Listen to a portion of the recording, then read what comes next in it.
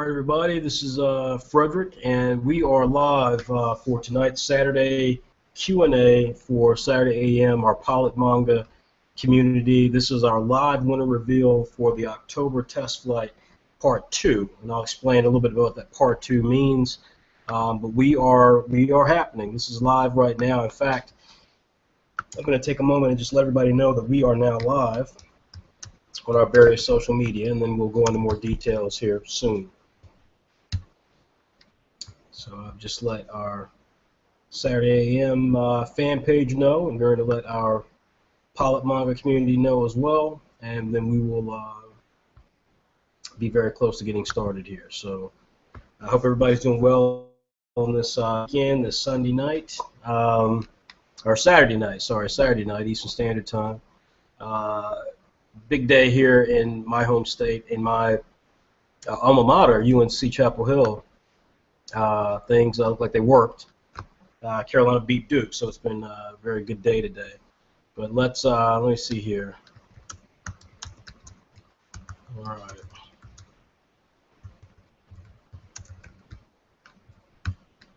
All right, and I have let everyone know that we are now live, and so it appears as if there is. I see we've got a viewer there. I don't know if we've got more viewers, but I see we've got a couple of viewers now. Again, everyone getting a chance to see that we're actually live and so on. So again, my name is Frederick Jones. I want to thank people for checking us out tonight. If you tuned in last week, you know that we did our live winner reveal for October last week, and it was easily one of our biggest live winner reveal shows we've ever done. It was one of our biggest test flights that we've ever done. We had more fantastic artwork than I think we've ever seen in a year of doing this. So it was really cool to see that much exposure to our brand, and to see that many people supporting and wanting to send their work in. So it was really cool. And so tonight we're going to continue discussing those winners or those participants from last weekend. We've got a really big reveal about the future of Test Run and how we're going to orchestrate Test Run, Test Flight, and this new thing. And then we're going to talk about the Writers Challenge, which was something that we did that was unique, kind of a sister competition to the Test Flight. So that's a lot we're going to try to get through. We're going to try to shoot through these within the hour, so because I really want to try to wrap up here before 8 o'clock. So again, my name is Frederick Jones. I'm the founder of My Footprint Entertainment and the publisher of Saturday AM. If you are joining us for the first time and you do not know what Saturday AM is, we are essentially, the way to look at us is a global Shonen Jump style anthology that, instead of being specific to one region of the world or to one type of creator, we really cater to and covet a relationship with a diversity of creators, a diversity of genres, a diversity of characters, something that I don't think Japanese manga has done a good job of in the last 15 to 20 years. And so we have purposely made it our mission to create content that is more reflective of the world, both in terms of the creators, the settings, the genres, and the characters.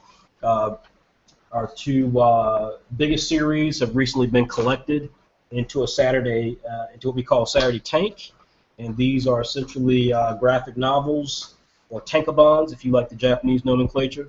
Saigami is one of our biggest series. You can see here, of course, I know it's tight because you've got the glare here coming from the screen. But you can see just how fantastic the artwork is. This is by Andrea Voros of Hungary, and you can see how well put together our books are. We have trade dress. We have it's very recognizable when you're buying a Saturday AM product, including the logo here for Saturday Tanks. This is about 200 pages, and you can get this actually on our website right now for $6 plus shipping. Of course, the big gun series that we publish exclusively is Apple Black by White Manga from Nigeria. Now, when you look at this artwork, it's one thing for Saigami's artwork to be as gorgeous as it is, and the creator is not from Japan. This is phenomenal art. You would be hard pressed to believe this is not from Japan. Again, official Saturday AM trade dress and so forth.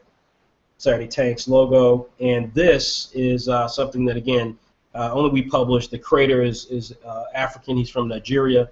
White Manga is easily one of the most impressive webcomic creators in the world, and it really is a testament to what we believe in, that we try to have as many creators of diverse backgrounds producing content.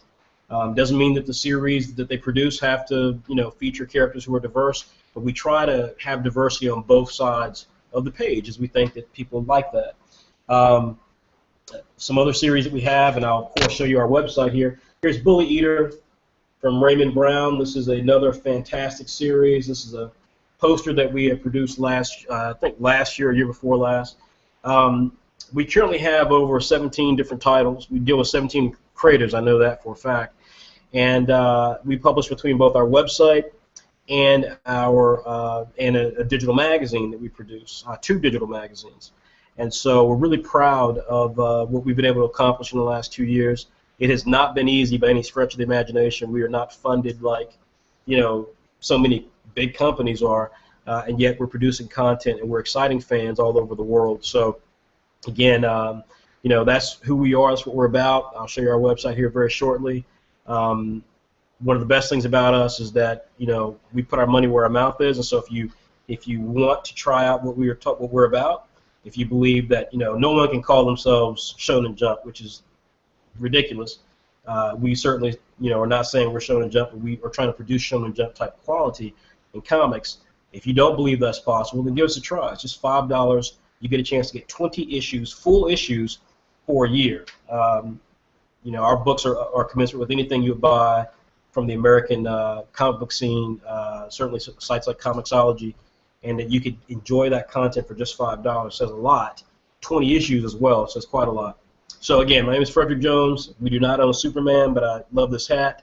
But we do own Saturday AM, the logo T-shirt. You can get this if you subscribe to our premium subscription level. But enough of that stuff. Let's get on over to the website here.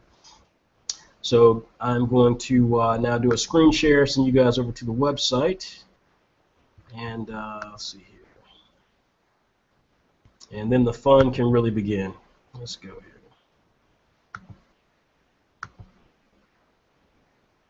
There we go. You guys are now looking at our website. Now, as always, I try to start off with just a little, again, a further explanation of who we are.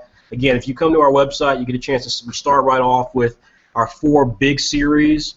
Ayumi, who's the main character there with the reddish hair, is from Saigami, which is by Andrea Boros out of Hungary. Bully Eater, which is the character of Sal back there. Next to her, on the left side of the logo, is from African American named Raymond Brown. He's one of our co-founders.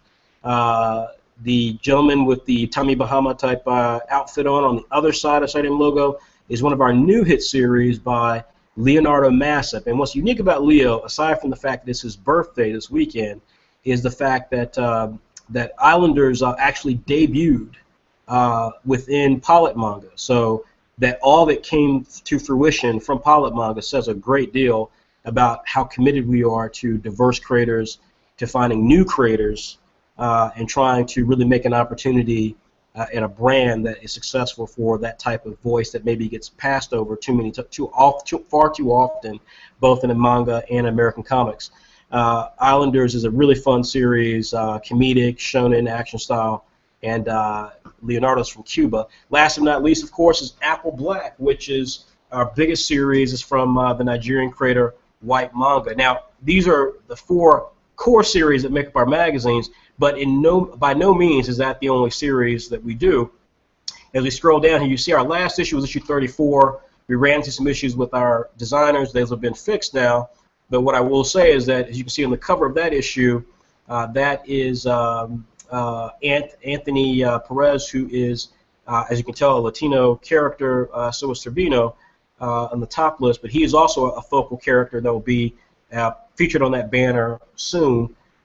His series debuted on our website. Monster Society of America is the name of the series, and the character also appears in an ongoing series that will start running inside of Saturday AM. It began in issue 34, our last issue. We have many more diverse characters coming. Issue 35, in fact, should be happening in the next couple of days. We also publish Saturday Plus right there, and while this image is old, the creators and characters that we're developing here, again, Islanders, came from here. Comet Man is another big series that has come from here. It's something that we're really proud of. So we have some more stuff coming. We just can't wait to put it all together. And new titles, of course, that are appearing in Saturday Plus right now, including Atomi Life. We make tanks, as you can see there with the Apple Black image. We have short stories, exclusive short stories like Test Run. And then we have series that are completely available exclusively on our website. So you can see here just a few of the series that we have that now are becoming graphic novels. So you can pre-order Bullet Eater right now. You can pre-order Z Forever, which is a series exclusive to our website by Mark Reed. Storybook by Andrew Sterling, exclusive to our website by Andrew Sterling. So again, we have many, many things that we do. We're really excited and proud to offer the sort of content that we do. And you know, again, if you are at all interested or curious about original content being developed with a game plan in mind to create the next big series, then please check us out. We're unlike any other webcomic website out there. And of course, today is all about getting to the next level of that, i.e. our Pilot Manga group. Pilot Manga, as you can see here on our site, this is a community that we started specifically with the idea of being able to drive submission capabilities to our ability to kind of review them, given the fact that we're a very, very small company. And by being so small, you know, we were getting a lot of submissions that were kind of last minute or just kind of thrown together, what they call unsolicited submissions. And there's a reason why companies like Marvel and DC and Image, companies that are far bigger than we are, do not accept unsolicited submissions. And it's just because it's so difficult to organize submissions that you don't have any real stake in. You know, if it doesn't come to you in a certain way, and you don't necessarily, you know, if it's formatted a different way, if it's labeled a different way, and if you are already busy, it's very difficult to have a chance to go in there and see exactly what's happening. So with that being said, we created our Pilot Manga community. As you can see here, we've held many of these test flights, which is where members of our Pilot Manga community get to actually present their ideas in a focused contest sort of way, which is what we're discussing tonight. We've extended that to include short story submissions, which is what we call test runs, and Writer's Challenge, which we're going to be talking tonight about as well. So you can find all that information here on our Pilot Manga page. It's a link literally here at the top of the navigation bar, and just click it. I highly recommend you read the material that's there. We didn't put it there for no reason. And then conversely, once you read it, just all you have to do is there's a button down here at the very bottom that says Request Membership. I'm always surprised that the people who write us and are like, hey, how do I join? I'm thinking that means you did not read the actual page. But just you click that button and it requests membership. It's not automatic. We do like to have the group be limited in scope so that we can have creators who we can know will respect the privacy of other creators as well as the work of other creators, because on many of these websites, many of these forums that you find on Facebook and stuff, theft of ideas, theft of concepts is rampant. And so we try to really create a group that you can feel safe in. And so it's a big deal for us. But so again, you know, we are really proud of the work that we do. We want to thank everybody for checking us out. You know, we get some questions here, and I'm going to address some of these questions before we jump in. But we do get questions, and you can see here all throughout our website you can communicate. And because our website has literally comments on every single page, it's hard to get to every single one of these. That's why we're looking for social media assistants that can actually help us review these things or answer some of these things. One of the questions from Gabriel Ciberon asks, can submissions be in traditional manga style, in other words, from right to left? And the answer to that is no.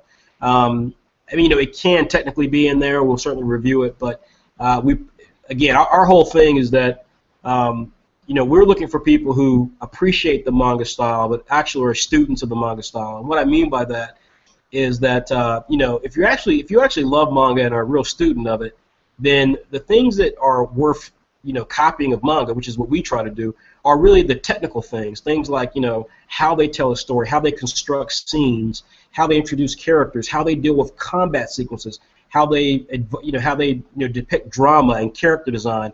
These are technical things that are really unique about manga, particularly if you read comic books around the world. These are sort of things that are unique about it. Just doing it right, a character with spiky hair, having a character who's white or Japanese or white with a Japanese name, those are things that are tropes. They're not technical aspects that really make manga what it is. So we try to focus on the things that actually matter and not the things that don't. And so this is a good example of that question here. We prefer you to do left to right. We certainly would not work with series if we had to publish them that were left to right, or that were right to left.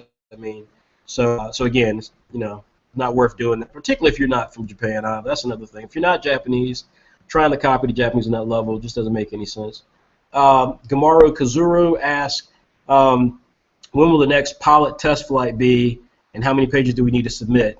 Again, the rules are in the thing, so again, this is one of those questions that's kind of ridiculous because it's like the rule. We update the rules every single time. So, the next test flight will be in 2016, and the rules or how many pages you can submit will be a part of the rules that we submit. So you just have to pay attention and read and go from there. But that's why we have all that the comments on the. That's why we have so much text written on this page, just so people can actually read it.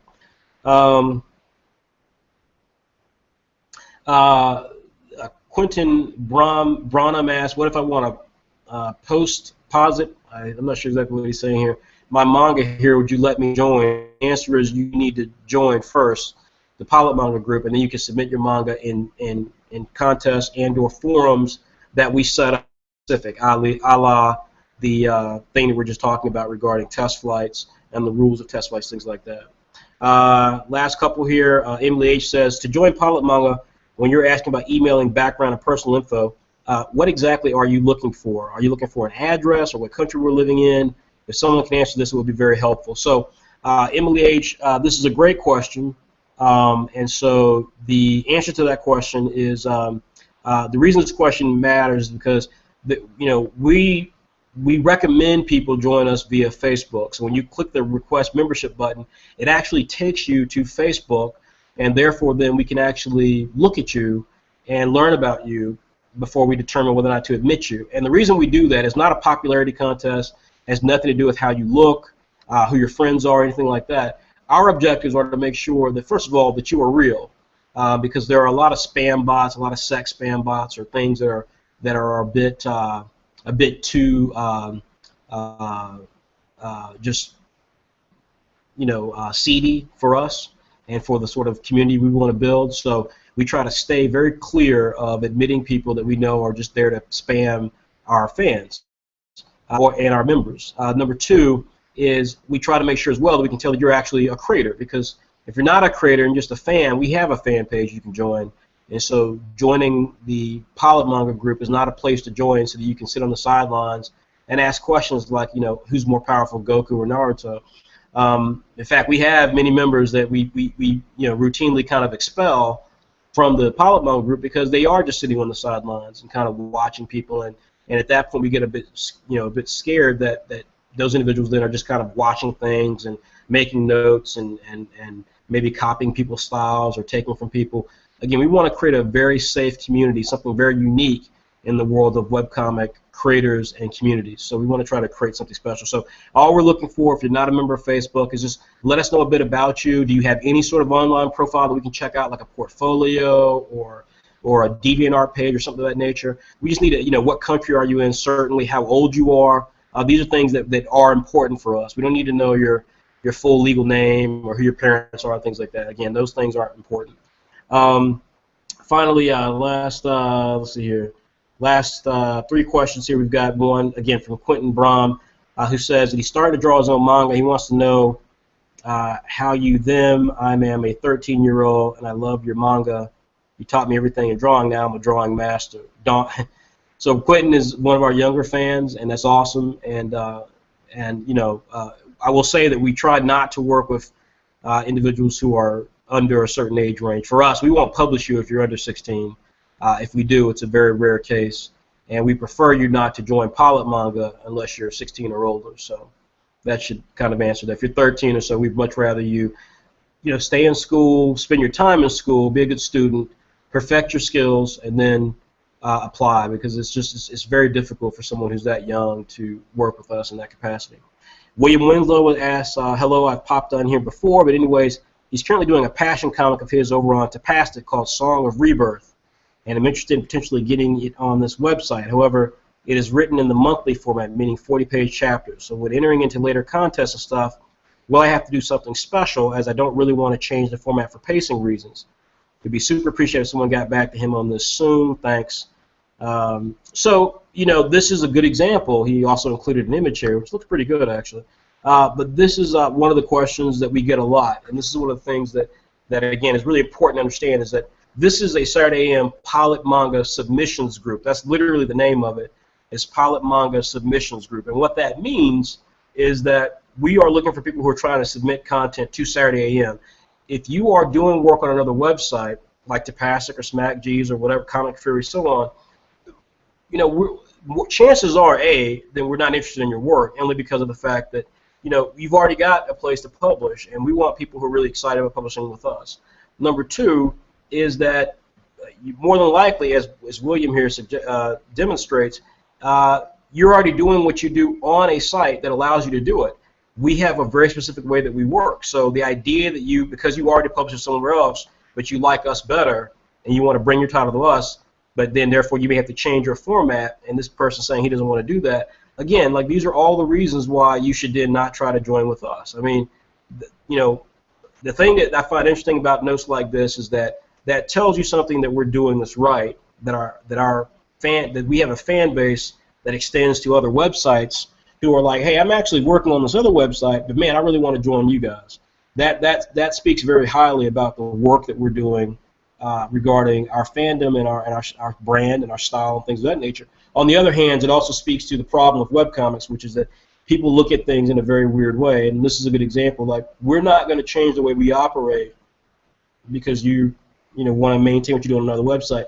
If you're on another website, stay on that website and make your comic the best it can be. If your comic is not getting the traffic that you want or getting the sort of attention that you want, that speaks more to that website, or how you handle that website versus why we need to reflect what you need to do with your comic. So again, if you're trying to join us, you need to be serious about trying to join us and not necessarily be worried about other websites.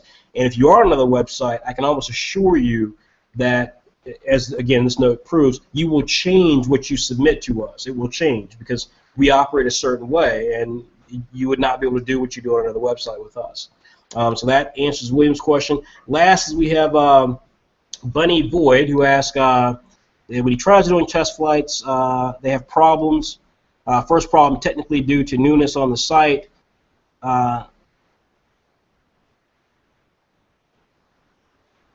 Okay, so first of all, so Bunny Void is not obviously the person's name, but they're saying that they joined the site, I guess, back in September. If you join our Pilot Manga group, when you enter into the group, when you actually get access into the group, we have rules that we recommend everyone read, and those are pinned to the top of the page so you can't miss them. People usually still miss them because they're anxious to kind of get their comic out there or get their ideas out there. But nonetheless, we do put them at the top of the page so you can actually read the rules. For some reason, Bunny Void is saying that he read the rules, thought that's what he needed to do to submit his comic, which that has no bearing on the test flight rules. And so he's saying, what does he do? Because he started doing that versus the comic, versus the test flight rules. And again, this is why we say over and over again that we have a policy with Saturday AM and a policy with Pilot Manga, and that is really the 3 Ps: patience, professionalism, and or it's the 2 Ps. Sorry, patience and professionalism. I thought it was 3, but it was 2. Patience and professionalism, and the professionalism part is obvious. Communicate well, think about what you're saying, try to be educated on what you're talking about. Do your research. And do the best job you can do. That's professionalism. Patience is, again, people join Pilot Manga, and the first thing they want to do is just start spreading their content out there, and so they maybe do it on days that we don't allow that, or in this person's case, they join the group, they read something that's incorrect, and start doing stuff, as opposed to the entire page we have set up that talks about the rules of test flight. It's like this person didn't want to read that information, didn't see that information, and so they didn't follow that information. And then says here, it makes me sad that I might get rejected because I followed the wrong rules, and that hurts. I don't want someone to follow the wrong rules, but that's why we spend so much time that we actually post the right information. So it's like, again, be patient, ask the questions, but don't. If you rush and do something, that that will speak more to your professionalism, that you're not actually able to read, comprehend, follow the information, and then put together a great presentation. And of course, we see this in every test flight. We saw this last week with our test flights. So that is pilot manga. That's some of the questions answered and so forth. If you have questions during this test flight, you are certainly able and certainly welcome to posit them. I can ask them. I can answer them once we get to them. All you have to do is submit them if you're on our Facebook fan page, put it right in the Facebook fan page section. If you're on our pilot manga Facebook group, that you can post something there. Of course, again, that's a private group. You can post it right there in the comments. If you follow us, if you're watching this via YouTube, you can post it there, and chances are we'll have a chance to get to it. And lastly but not least, if you are using Google's Chrome or Google Hangout app on your Chrome OS or on your new Samsung or whatever tablet, then you can post your questions in a thing they have called Q&A. So that's it. We're going to go ahead and get started. Now, what we're doing in this particular test flight is we're doing two things. We're going to discuss the previous contestants that appeared last week on our test flight. We're going to run through their stuff. We're going to recap a little bit about them, and then we're going to talk about who's moved on, and we're going to talk about exactly what they're moving on to. And then likewise, we're going to do the first phase of the Writers Challenge, where we talk about the Writers Contest. And I'm still, even now, kind of trying to think about exactly how we're going to do that, because there's nothing visual there. We thought about maybe trying to have some of the guys draw something for it, but just didn't work. So we're going to, we're going to run through that quickly at the end. Again, that's just part one. Part two will be next weekend, and that will have some visuals to it that we can actually look at and then discuss and then settle on a firm winner of that. So let's start with kind of a recap.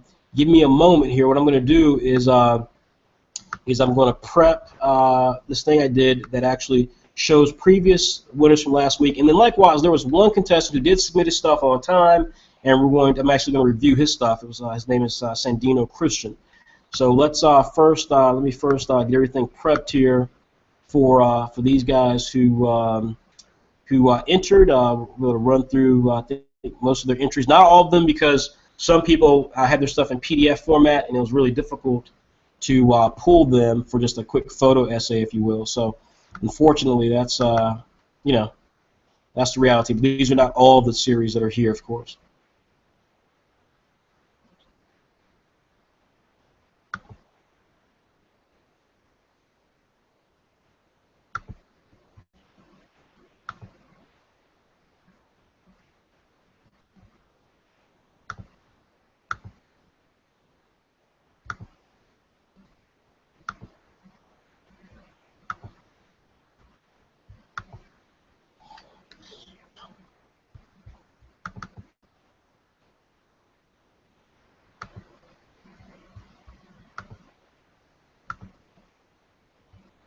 Okay.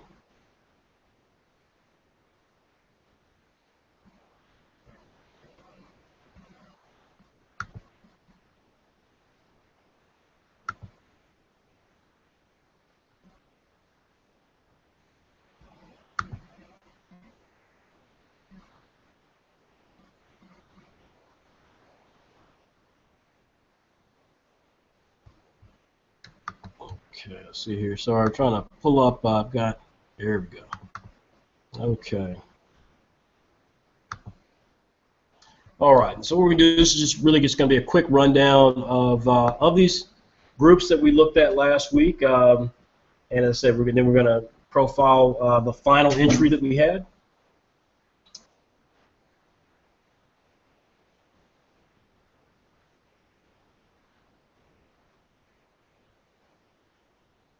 Okay.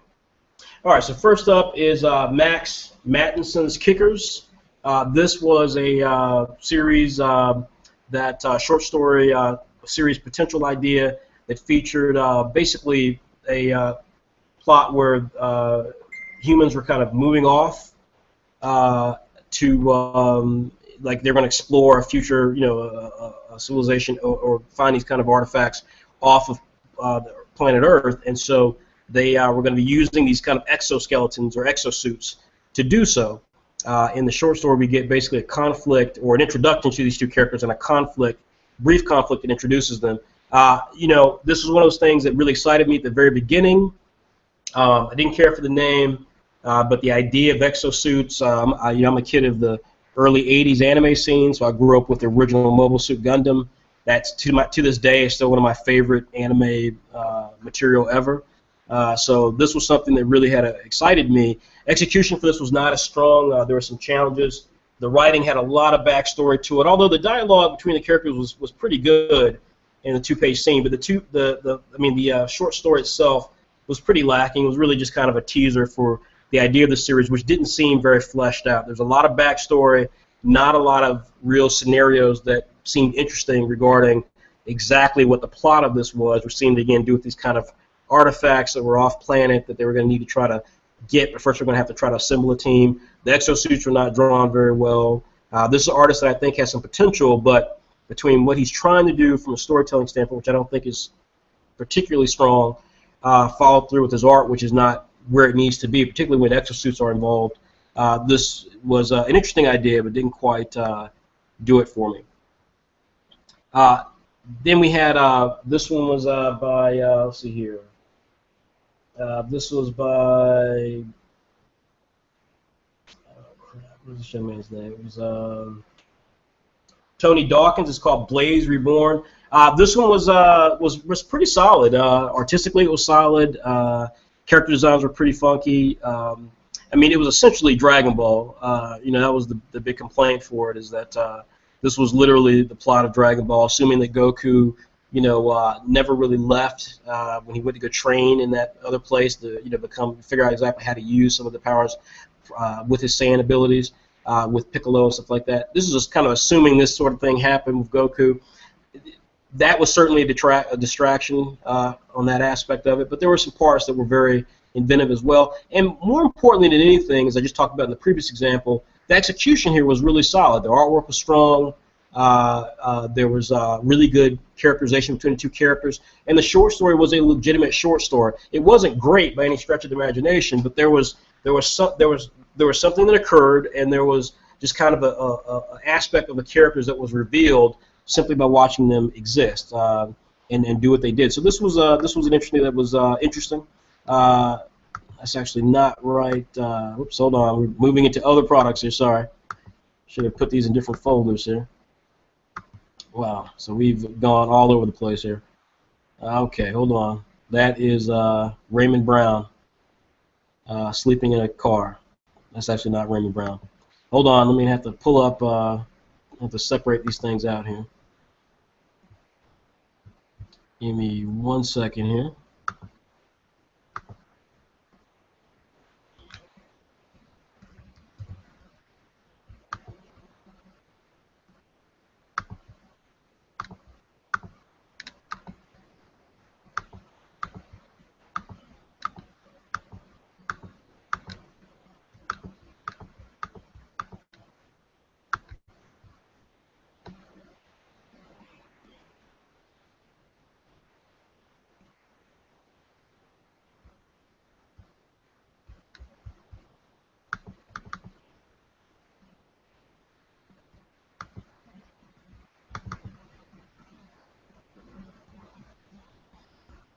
As always, for you guys who are watching us for the first time, do keep in mind that we have the budget of, we have a very tiny budget. Let's see here, okay. All right, there we go.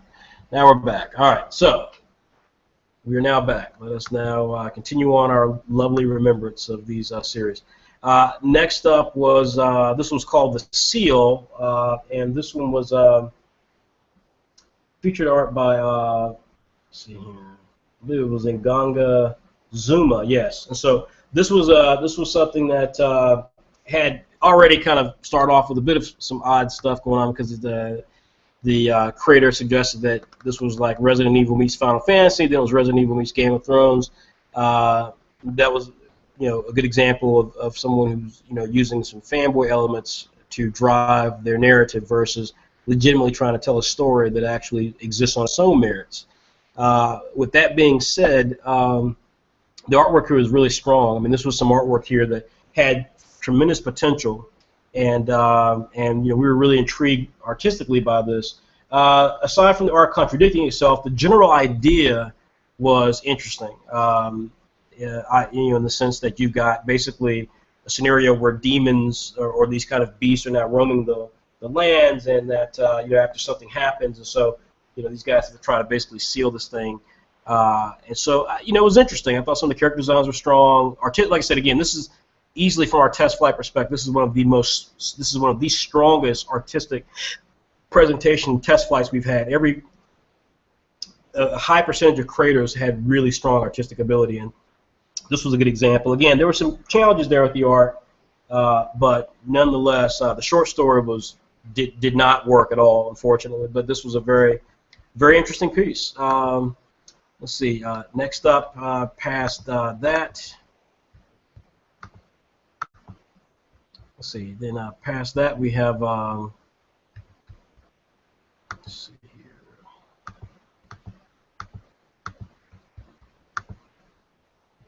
Okay. All right. Next, we have Last Crystal. Last Crystal by Teodor Iliev, and this one was again something that was very Naruto-like. So the plot of this, just really was ripped from Naruto. It had a tremendous amount of backstory that was needless. The character designs had a lot of Kishimoto in here. You can see that here from this image. Even the main villain was essentially Madara.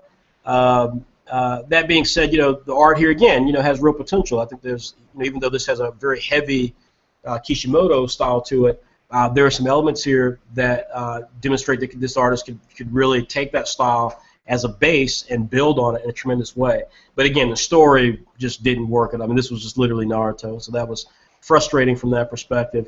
Artistically as well, there were some challenges where there were backgrounds that just didn't exist, or all of the shots that existed in the short story were from the head up, close-up shots, side profiles, all strictly of the head, very little of the body, very little of a different perspective.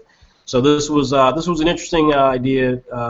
Again, we didn't think it hit quite the way that it needed to. Then we had Pandora's Seal by Travis Mason, and this was something that again, there was unfortunately some real challenges here. There was really, aside from this image here, which was decent, the art for the story itself just was completely lacking. There was like large swaths of things that were just missing. The layout was not very strong. There was just a lot of elements here that just didn't work. But as we can see from this one image, Travis has real potential as an artist, and so again, given time, given some opportunity to grow creatively as he continues to just draw, he may have something here. Story, again, we saw this with the Seal, which is ironic because both these plots are very similar. The Seal was, had a better idea, I think, of what of what demons, coming through into our world or to another world kind of meant, and how it was executed. This one was just kind of like a, hey, it's like an excuse to have fighting. So this was not the best entry, but again, I think there's some promise here for Travis if he really buttons down artistically. And then again, we'll have to see from a writing standpoint what he can get to, because there just wasn't much there for this particular element. This was Nicholas Goodwin. I'm not quite sure what Nicholas's last name is. It seems to change a lot, but this was Nicholas Goodwin here. This was called Fallen Angel, or Angel, I believe was the title. And it dealt with, as you guessed it, a fallen angel. This had some absolutely gorgeous art. Started out very strong and then kind of just lost its way. But this was artistically easily one of the strongest artistic pieces that we've seen. And story, again, had a great setup, one of the best setups I've seen, but it just didn't really go anywhere. And the plot, of course, got into, it was kind of heaven, hell, fallen angels sort of thing, and so it was a bit more confused possibly than it needed to be. Didn't seem to have a really good focus as to what it could be as a story. But again, artistically, very strong. Enter the Void was next, and this one was by Adam Thomas. Again, a lot of kind of Fist of the North Star sort of feel artistically to it. The characters seem big and powerful. There were some interesting ideas here. Again, you can see some Naruto influences here with literally the symbol making up the letters of Enter the Void from the back of Naruto. These fox spirits as well here. But regardless, I think the artist here has a real potential as a strong sort of bold artist. Unfortunately, beyond that, though, I mean, the plot literally just, I mean, with the 5-page short story was just, there's nothing. I mean, we saw a fight. There's no dialogue. It was odd. You know, and there's no real plot given as well. This was a lot of tremendous backstory that just really, you know, you got lost in before you ever got to the story. So, again, I think Adam's got real potential, particularly, again, if you were to do something that was more straightforward. I think this is an example, possibly of someone trying to do more than what really they're capable of doing. Next up, we had Morning Memory, and this was by a creator named, let's see here, by J.J. Mathis. I know J.J. kind of, you know, J.J. did something that is expected, but it's always a little frustrating. But, you know, if you submit your stuff to us, we're going to critique it. That's the whole point. And J.J. wrote this long sort of, you know, explanation, and I'm dealing with that already with people that we work with sometimes, where that's just the way I run my companies, coming from a corporate environment. When you have to explain yourself, that makes it even worse. Like when you're trying to get the last word in and trying to explain yourself, that actually hurts more than if you just were to take what was said and move on with it. And particularly if someone's saying something that impugns your character, then obviously explain yourself. You know, fight for your reputation. But if this is something that's obvious and is a critique of something that you've done or performed, or work you perform, trying to argue it is just really it's not a professional sort of mentality to have. And so this was a good example. This was something that seemed very much to me like Berserk. It was just kind of all over the place. Had a great deal of backstory. There was some encouraging aspects to the artwork, but even this character here you see in white kind of reminds me of the Belamut from Berserk, that fantastic manga. The female character, the main character is trying to save this female character in the short story at least, and that again is a plot that's very similar to Berserk, including the fact that the female character is kind of darker complexion in this. She's darker complexion in Berserk. As someone who's 41 years old and has been reading manga for 30 years, it seemed very much like Berserk to me. I don't really need to explain that further, but again, the creator wrote this long thing trying to explain it. Bottom line, we felt like this was something that, again, the creator has real potential. This was not a good examination of that potential, but we could see some potential there, and that's all that matters. But in terms of whether or not the short story or the plot for this or the execution of this worked, it didn't, not for us. Next up was O-. This was something that this was by Carlos Morales. We thought this was really fun. Artwork was cute. It was amateurish in its own way, as all of our creators are, but we thought this was really cute. The plot for it was one of the most ingenious plots that we saw in the entire test flight. Every now and then we get a test flight where we get a concept that just really is great, and this was one of those entries. Then we have Sano no Gakko, which was Summer of Romance by Hikaru Mutu, who I don't know if that's the individual's real name or not. That being said, this was a piece that had real leaps with the art. The art started out strong in some areas and it kind of wilted in some areas. So this was a weird piece to explore. The short story itself, though, was very solid. We enjoyed the short story. Pacing was decent. The concept was okay. But again, this was artistically was very bizarre for us artistically. Let's see here.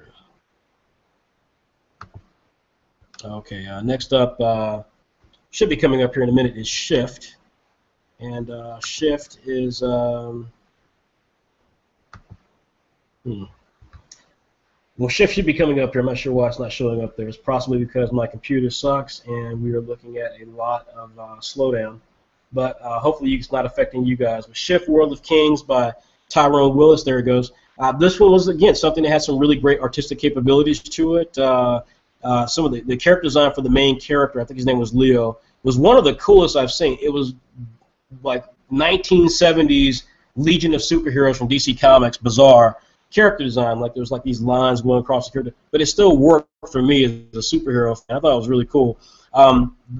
He did. This was a good example of not really like of having a concept that could be really good and just simply not explaining it, not actually doing the work or presenting it in a way that was actually effective. There were also some negative character designs here. There was a character design rip of Grimjaw, Jaggerjack, whatever his name is from Bleach. I mean, literally right down to the split in the mouth and so forth. But again, I thought this was an interesting idea. This was certainly an interesting concept. Short Story wasn't great, but there's still something here. So this was a creator, I think, that has real potential. Next up was Stefan David's Strayed, and this artistically was brilliant. Again, up there with Nicholas Goodwin. We were really taken aback with this artistically. Has some of the coolest character designs we've seen in a while. The plot, didn't make a great deal of sense. This was kind of like this plot really didn't make a great deal of sense. I'm not even sure I could really tell you exactly what it was about. It was the short story basically had to do with like an ambush, but again, the fact that the lead character seems kind of villainous in terms of Lord Alva. Just the whole thing was a little bizarre, but again, this was interesting and this art was really dynamic. That was Stefan David's. Familiar Aura by Shamara Wheaton. This was another interesting example where the artwork really kind of shifted a little throughout the presentation. There were some parts here that were really good, and there were some parts here that weren't. But the basic idea of it was was unique. I can't say it wasn't mind blowing to us. It was interesting, but certainly artistically there were some parts here that really flattered to deceive in some cases, and so it was interesting. We'll have to again, we'll have to see where things go with that. This Shadow Moss, this one was by Latane Ludford or Lunford, I believe is the right way to say his name, and this one was something that was interesting. Our biggest issue with this one was that the artwork really had some troubles. There was a great piece of art, character design for a character who was a bad guy. I think his name was like Ace something. Really interesting conceptual for the concept art for him was fantastic. The turnaround or the character design. But short of that, though, I mean, the plot here was way confused and it just wasn't very good. The art is a little stiff in places. This is an example of an artist that has potential. They've got to continue to really push themselves to draw consistently or draw frequently. So this wasn't exactly all it could be, but it was interesting. But the plot of Shadow Moss, unfortunately, just we couldn't relate to what we were seeing there. And that was it. There was also Ramen Rider by Sam Bang, which we thought was really cool. That was a PDF, unfortunately, so it was very difficult to break that PDF out. So that was like I said, a lot of creators, some of the best art we've seen ever submitted to us, and so I just want to certainly give a huge shout out to all the creators for that. Now, what's going to happen with these creators? What's the next step? We're going to talk about that right after we review Christian Sandino's title, and that is coming up here very shortly. Just want to make sure I've got it pulled up here before I flip the camera on, so just give me 1 second here. Yep, okay. And his is called Revamped. He did a 2-page short story. So bear with me one moment. I'm going to disconnect the screen share, and then we're going to show you the screen share for that. Again, if you have any questions, please present them, and because I'll take a quick break before we talk about what happens with those creators, and then we'll move quickly into the writers component and talk about that. So let's see here.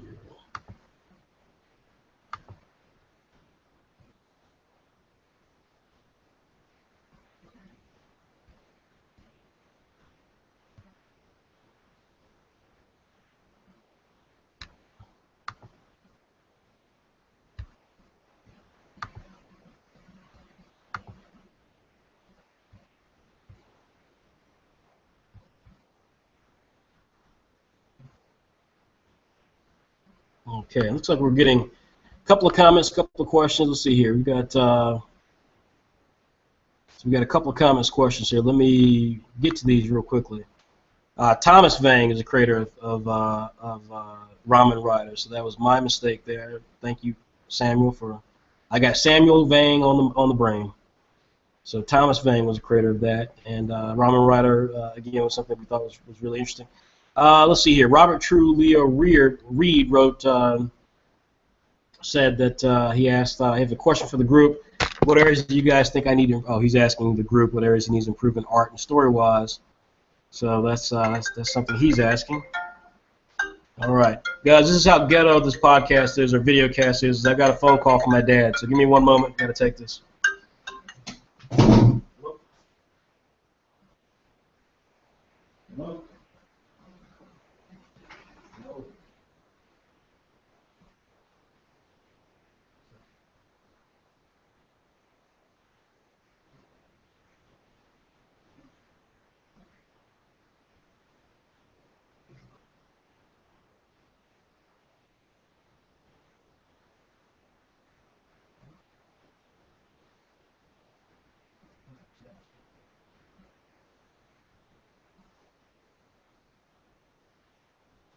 All right. All right. Ladies and gentlemen, my dad left no message, so. All right, so we will. So we're gonna continue on here. So we're going to talk about Christian Sandino's work.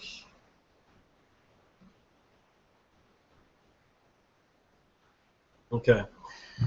All right, so let's go ahead then and let us review that work now. I'm going to pull it up here.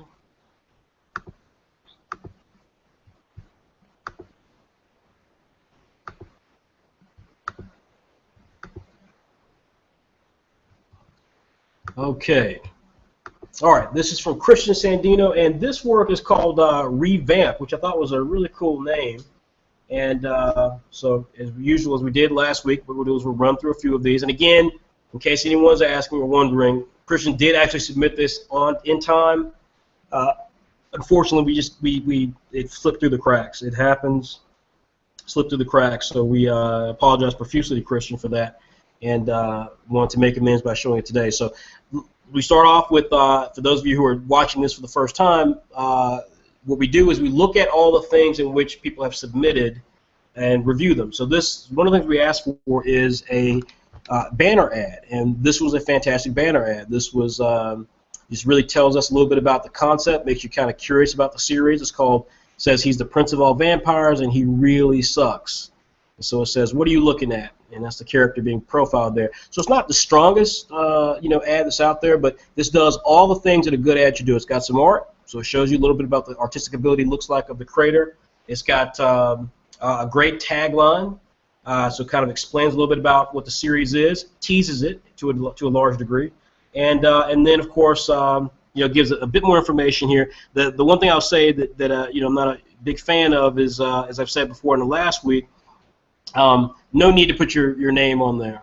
There's no need to put your name on there. It's like, one, no one's trying to steal your concept, and two, again, when you've got that much real estate there that's being sucked up by trying to list out who's creating the content, then since you're not famous, it's not like people are going to check it out specifically because you are working on it. It's reality. Then then it's like use that space to either put in the logo of your series, which doesn't exist. He's got that typed because he's trying to have also in there by Christian Sandino. So again, that's sort of stuff that we look at just to try to understand or see if you have a full understanding of what you're trying to do here. And this is a good example of a decent banner ad, but that's one area that didn't work. Then we go to revamped the cover image. And with this, let me go ahead and read a little bit about what the concept of this is to you guys. Now, the pitch of this is Tokyo Ghoul meets Blood Lad. And I thought this was an effective pitch, although, again, one of the real problems I had with it was specifically the idea that you would essentially be revealing your name, again, that you're putting your name up there for the series and stuff. Again, it's like, if this is the cover image, give me something that really excites me about this. Now, we've got the main character kind of crying. He's got blood kind of seeping from his thing. And then when you read the pitch, Blood Lad meets Tokyo Ghoul, you're putting it all together. You're saying this is literally like two concepts that exist right now, today. I know exactly what Tokyo Ghoul is. It's one of the hottest, more adult, seinen sort of manga that's out there. And then Blood Lad was very popular anime. And so you've got these two things that are kind of active, and it's like I see the fanboy element within that thing, particularly once you read the plot line.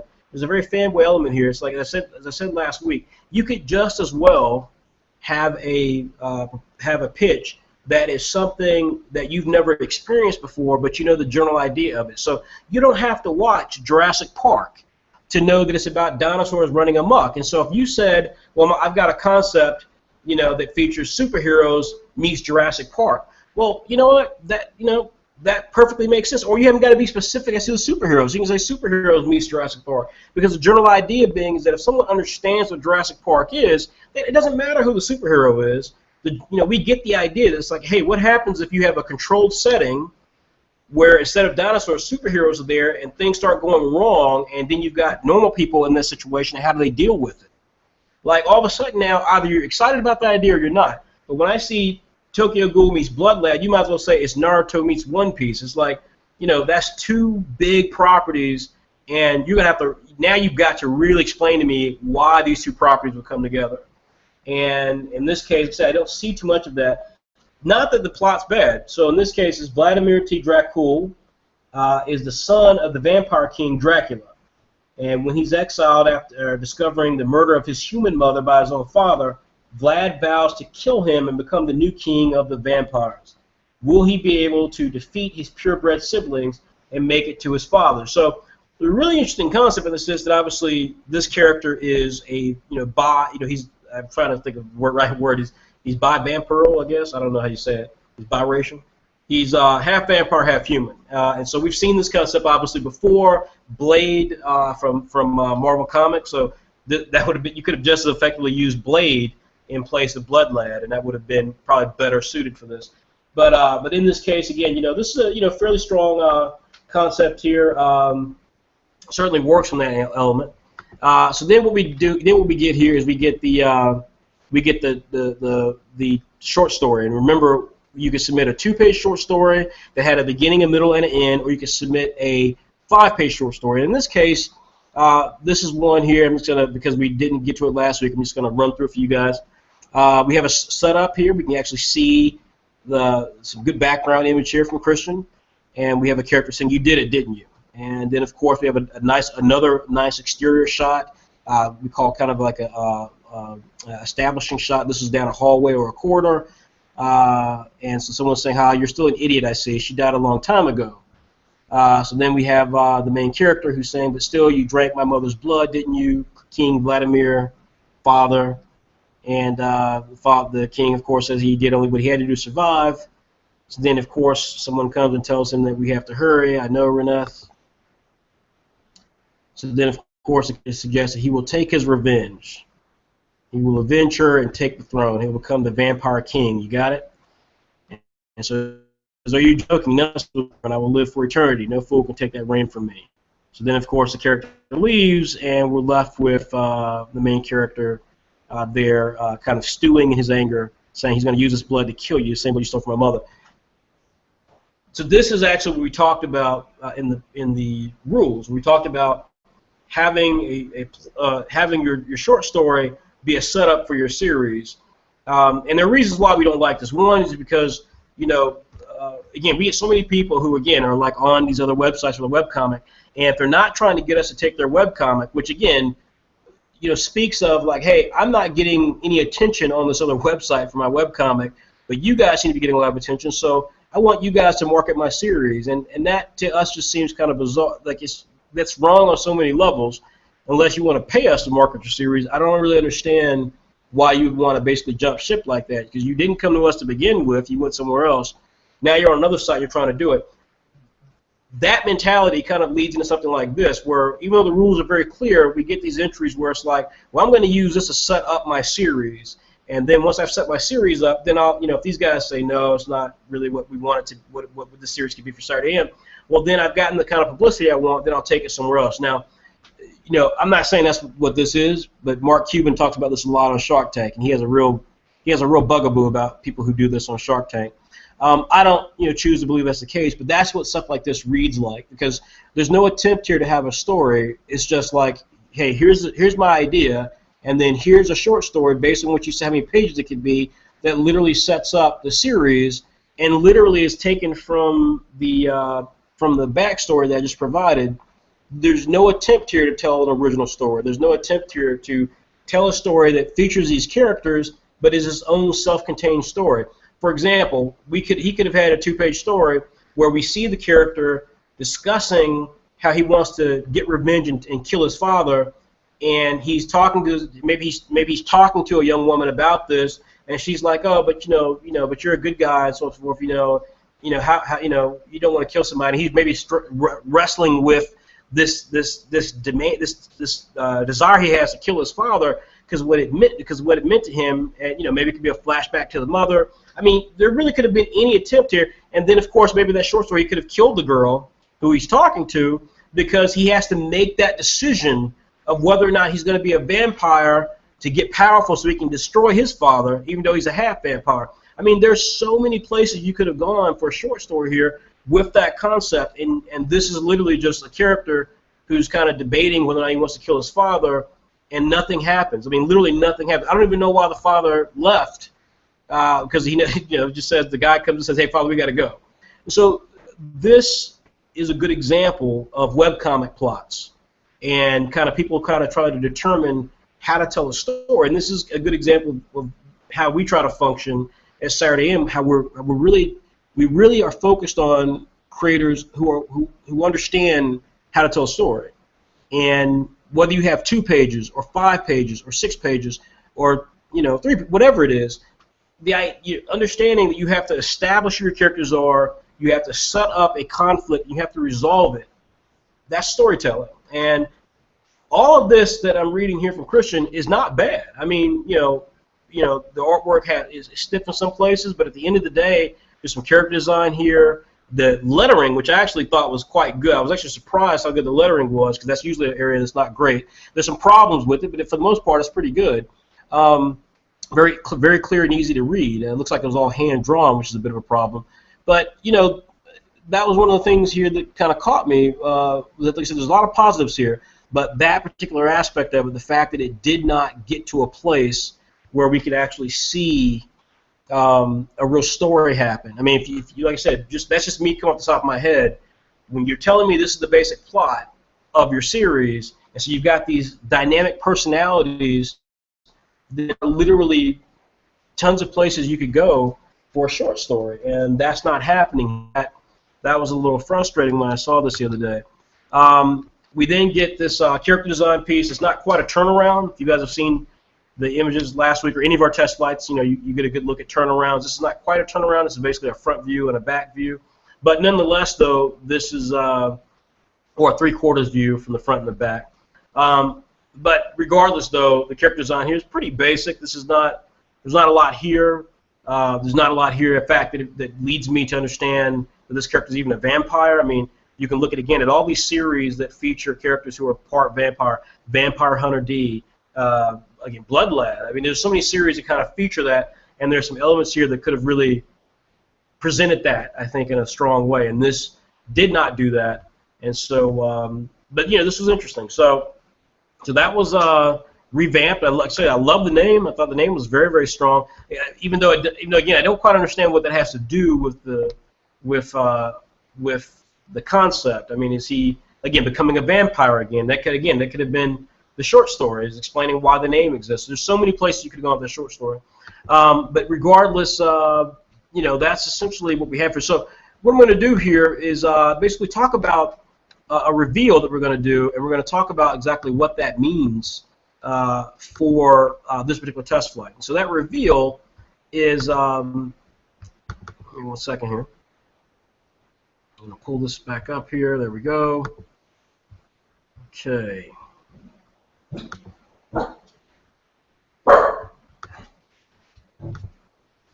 Sorry, it's my dog barking. Okay, that's not right. Alish. Okay, all right. So now, oh boy. Sorry, trying to just bring the screen back up here. Of course, this is. There we go. All right. Okay. All right. So basically, what we're going to do is the original idea here was to produce a Christmas special. Now we have had tremendous difficulties in getting our design team up and running and to finish off these last 6 issues of the year. In fact, issue 35 again was delayed by several weeks. It should have come out before Halloween. It missed Halloween. Now we're a couple weeks into November, and that's just again one of the difficulties of what we do and how we've kind of created this company and try to structure it. And it's still very, very hard to make it work the way that we intended to. But all that being said, our objectives are quite simple. What we intend to do from here is to basically we're going to present the material that was submitted inside of the next couple of issues of Saturday AM.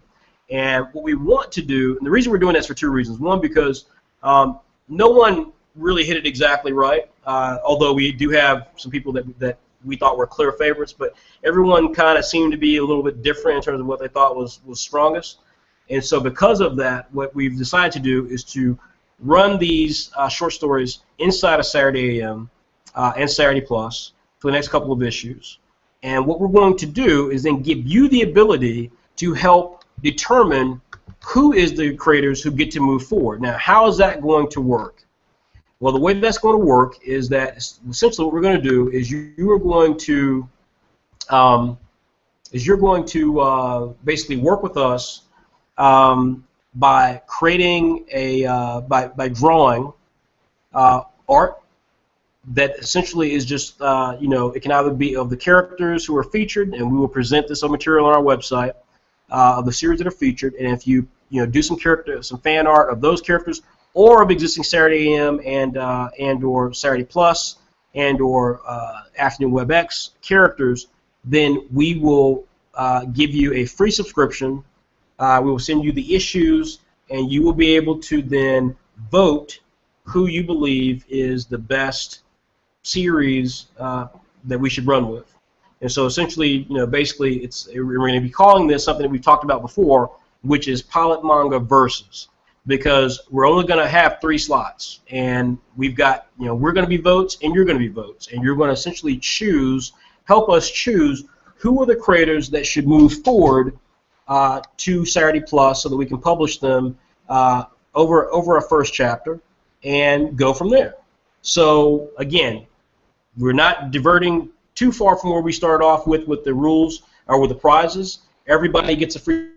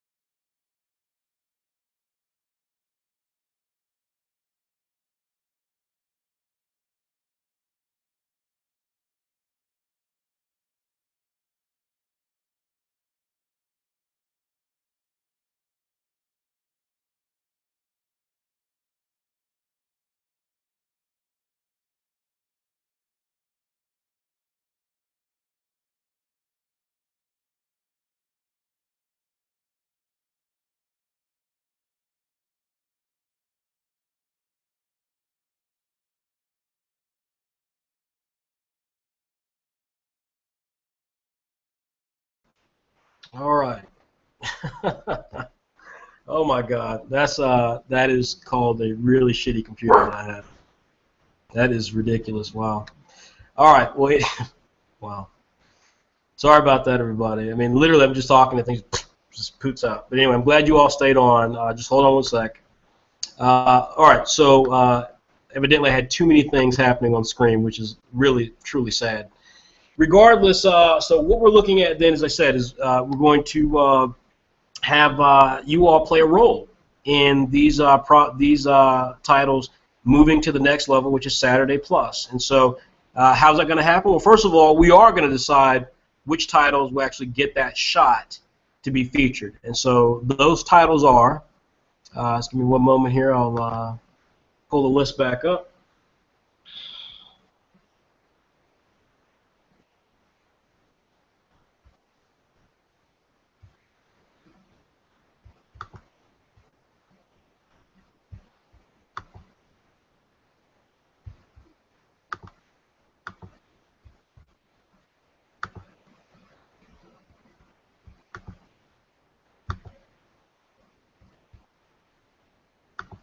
All right, we're going to leave it here. Evidently, that doesn't crash the monitor the way that the Saturday Plus stuff does. Saturday stuff does. All right, so the titles that are moving forward, or the creators who will get a chance to move forward and be featured inside of the next couple of issues of Saturday, beginning with issue 35, I might add, are,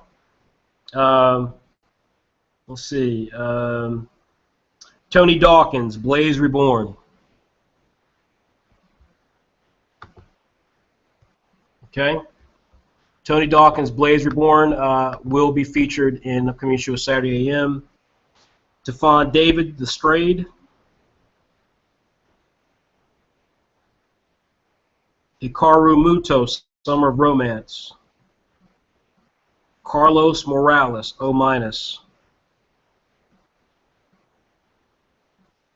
And Gonga Zuma, The Seal.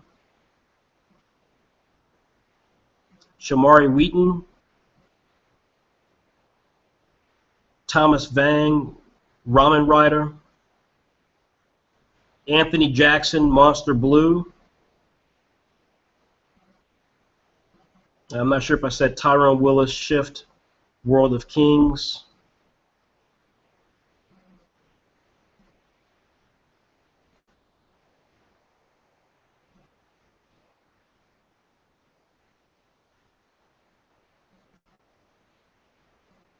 Andre Roberts, Toys vs. Humans.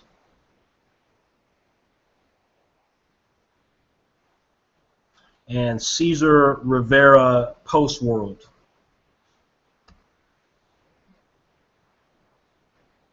Okay, now I will post those finalists onto the website sometime tomorrow.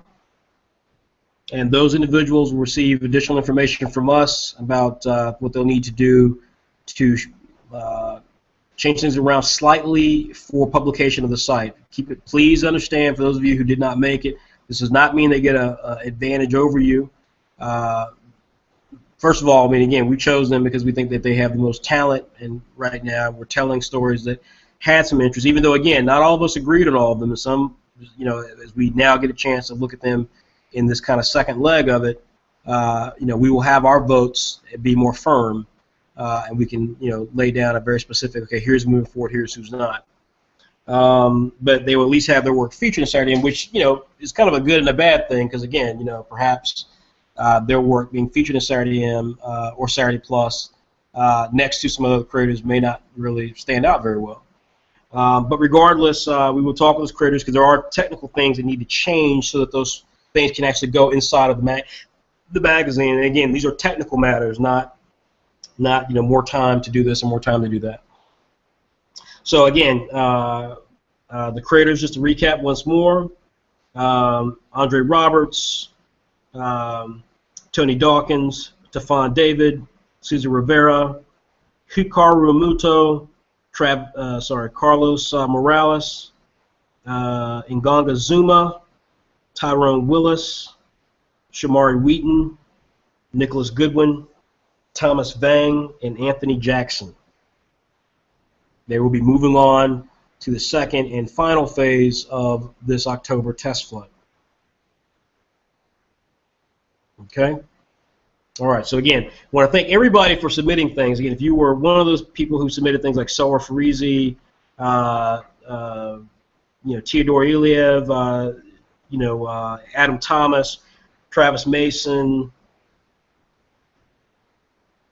J.J. Mathis, Latane Lunford, and Max Mattinson. Again, your work was very, very,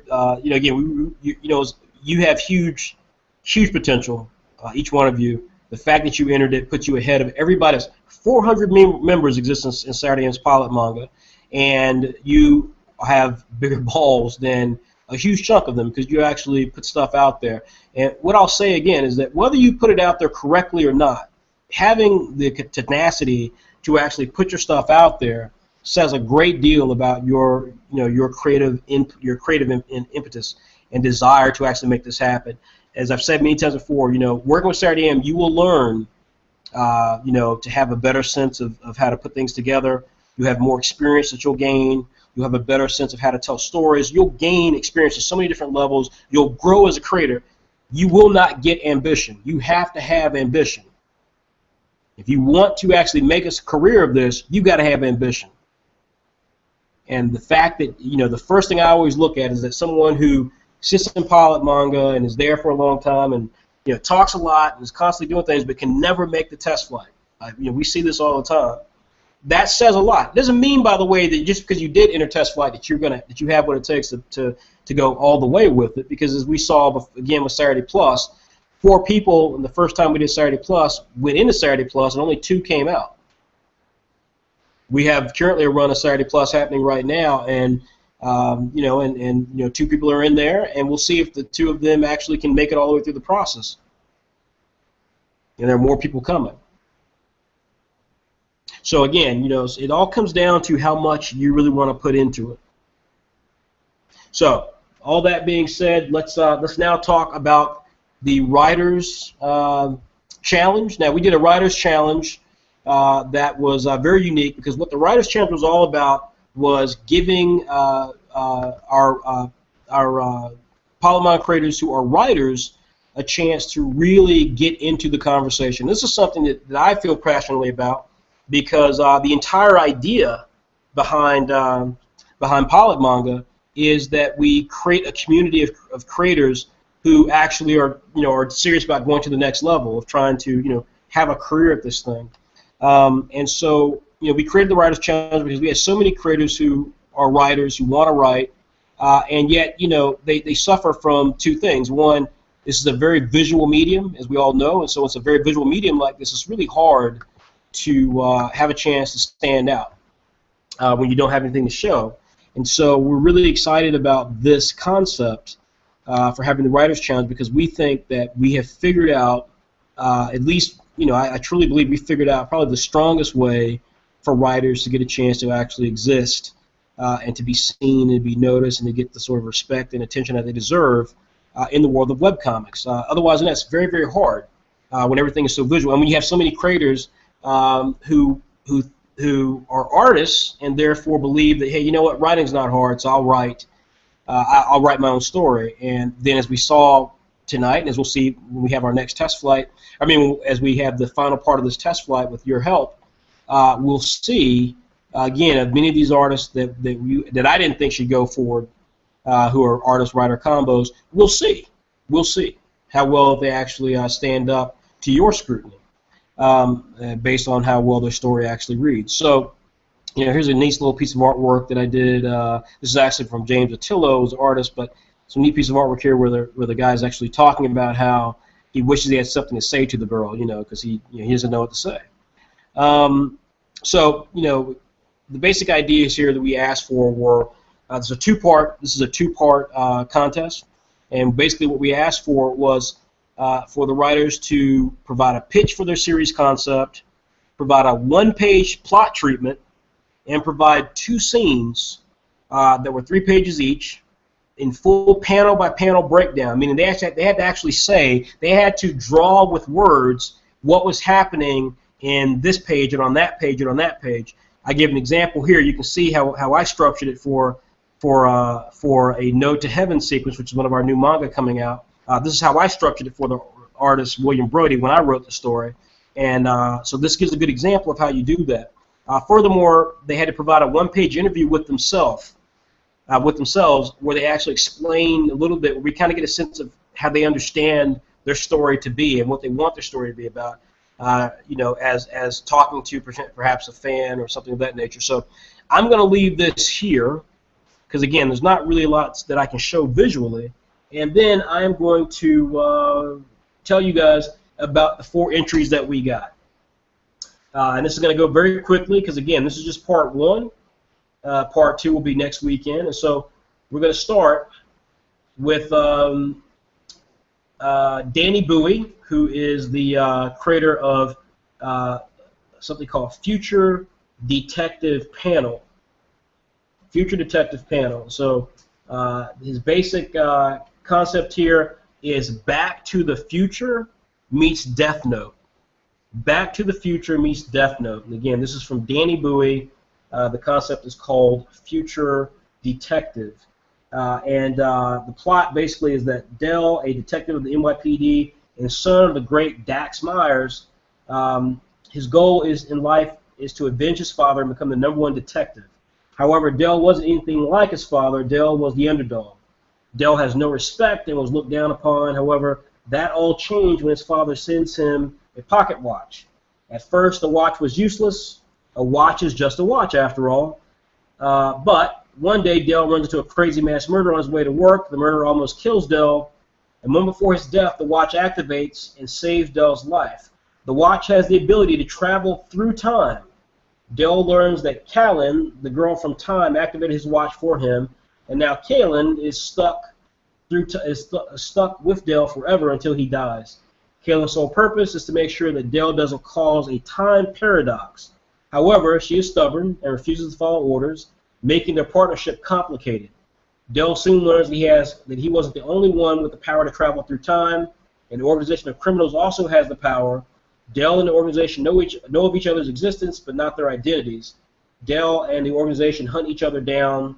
The first one to reveal their identity dies. So now I'm going to read the review that was submitted by one of our editors, Teresa Del Piero. Right off the bat, I thought that I love the name Future Detective because, as I said before, I'd rather you have a name that's on the nose than a name that's too clever for its own good. And this is just on the nose, Future Detective. I mean, it's just simple. You get it. You don't need anything else.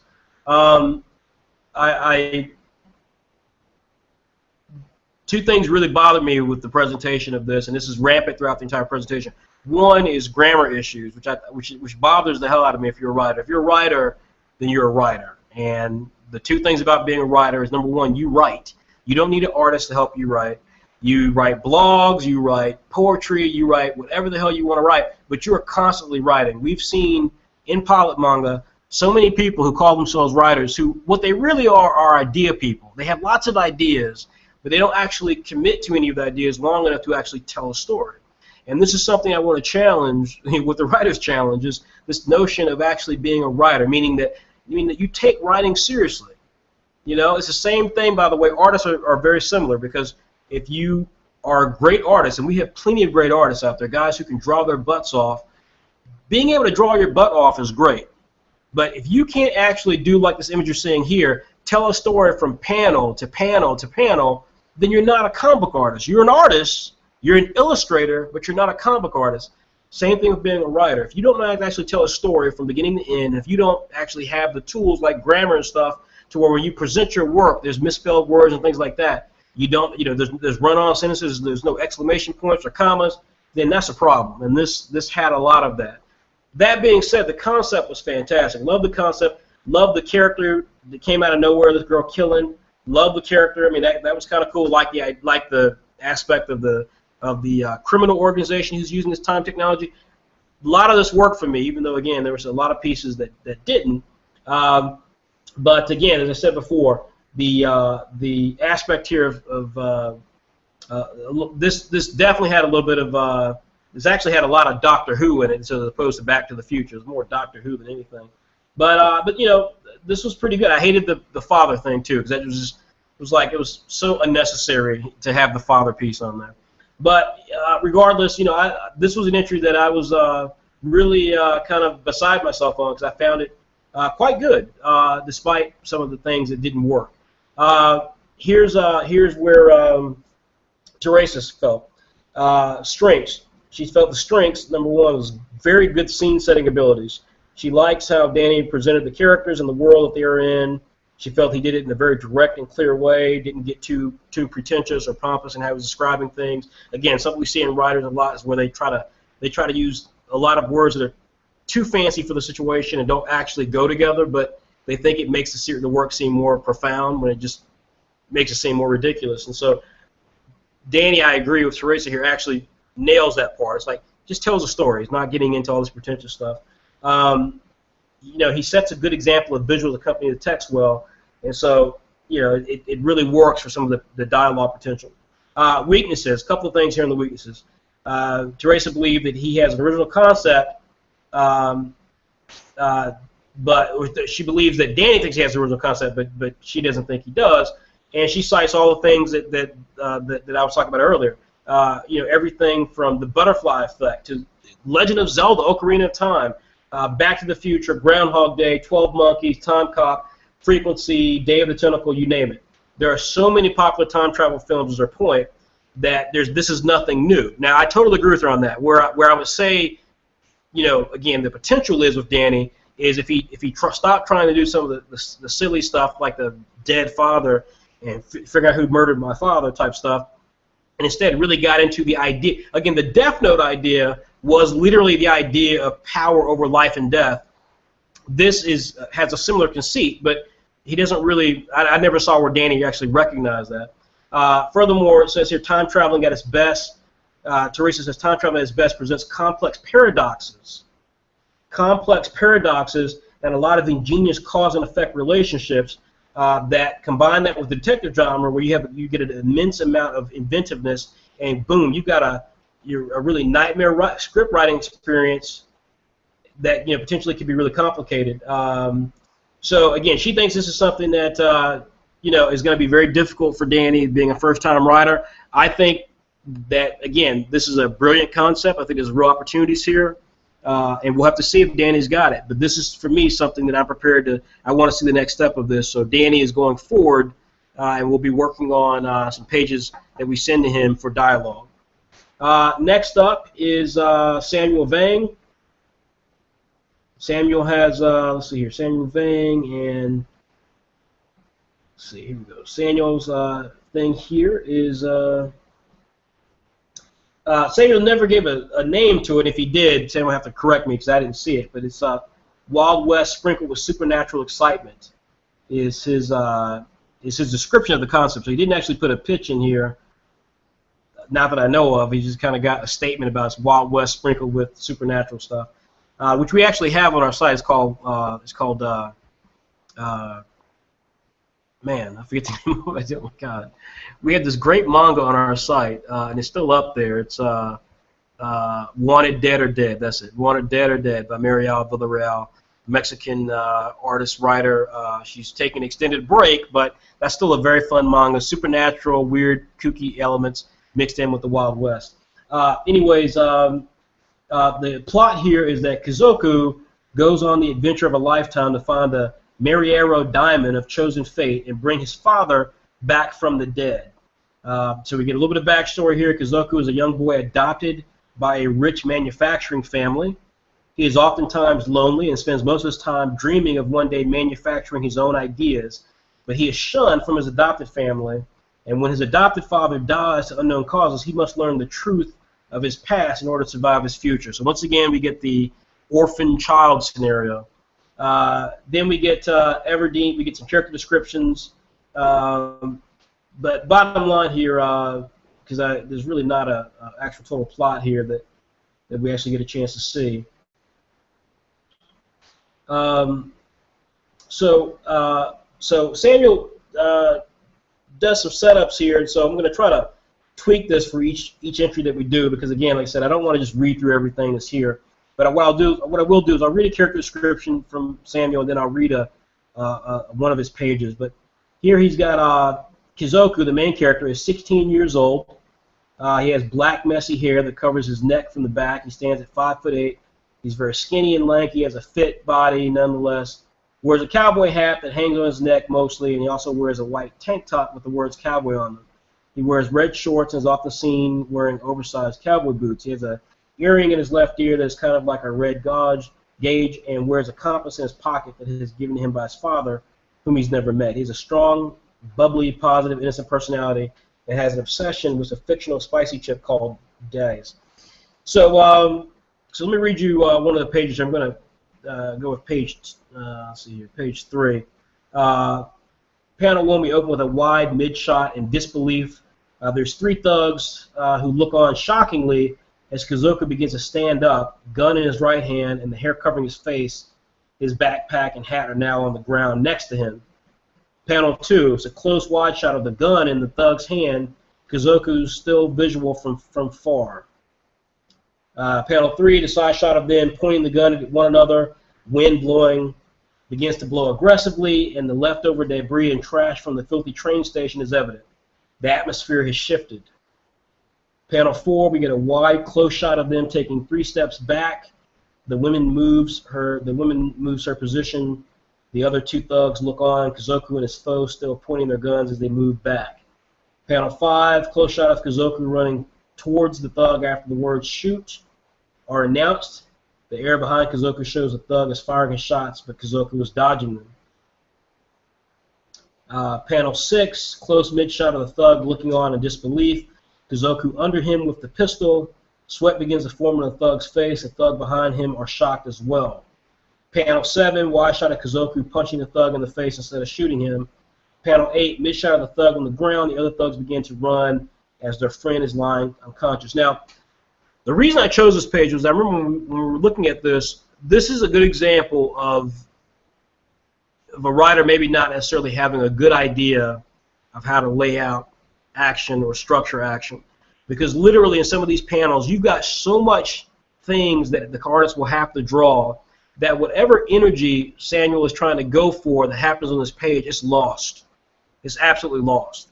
And part of that is, you know, the fact that we gave them only 3 pages to work with.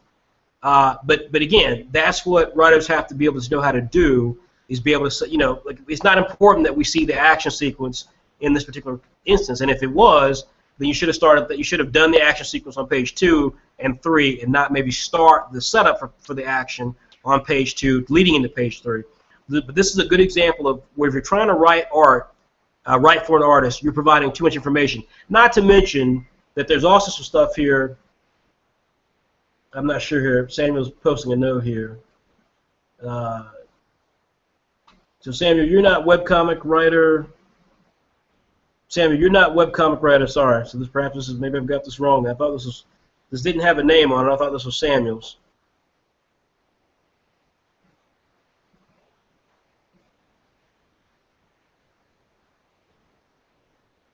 Oh, okay. Wow. All right. Well, then we do have something weird here. We've got writers' shows here. I'm not sure who this one was from. But we've got David Greer, Gerald Jones. Yep. Sorry about that, Samuel. My bad, Samuel. I'm not sure who this one is from here. This one is, let's see here. Some of these weren't labeled at all, so it kind of took us out of it a bit.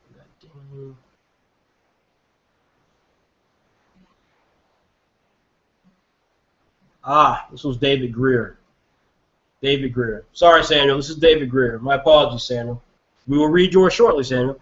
This is David Greer. So this is David Greer's, and David Greer had, when he submitted this, what happened was he submitted it twice, and this is why, and it just was didn't have a name on it. But so apologies on that. David Greer. But so again, as I was saying, this is a good example, though. I chose that particular page because there was so much stuff there that happens that doesn't reflect, like, it's too much stuff for artists to draw. To give you a good example, on panel 6, we have a close mid-shot of the thug looking on in disbelief. Kizoku's under him with the pistol. Sweat begins to form on the thug's face, and there are thugs behind him who are shocked as well.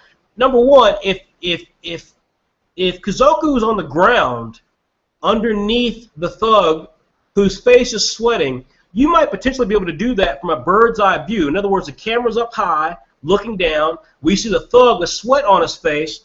His legs are spread apart, and underneath it we see Kazoku. That's not going to be the easiest panel to do. You can make it work if you've got maybe 3 panels on the page, because it'll have to be a very big splash panel. But even then, having the 2 guys in the background, that's almost impossible. And then you possibly would have dialogue on top of that, makes it even worse. So this was a good example of a setup for a panel, for a page of setup that just doesn't work. This is literally a writer who is, he's excited and he's throwing a lot of ideas out, but either he panicked at the idea that he had to do all this stuff within 3 pages, or had to give us 3 pages worth of content, or he just doesn't have a real understanding of how you have to set up a page and how it actually works, because this would not work for an artist. Let's go to Teresa's comments. Again, apologies to Samuel Vang. Again, that was David Greer. Let's go to Teresa's comments. Teresa says, strengths, good visual storytelling, lots of action. He shows rather than tells, which is key to an engaging reading experience. On the other hand, his English is not great. Grammar is a bit all over the place. He sometimes chooses the wrong spelling for his words. He needs to improve his English, or at the very least, have someone proofread his work before becoming a writer. That's Teresa's feeling. I felt very similar as well to what Teresa just said.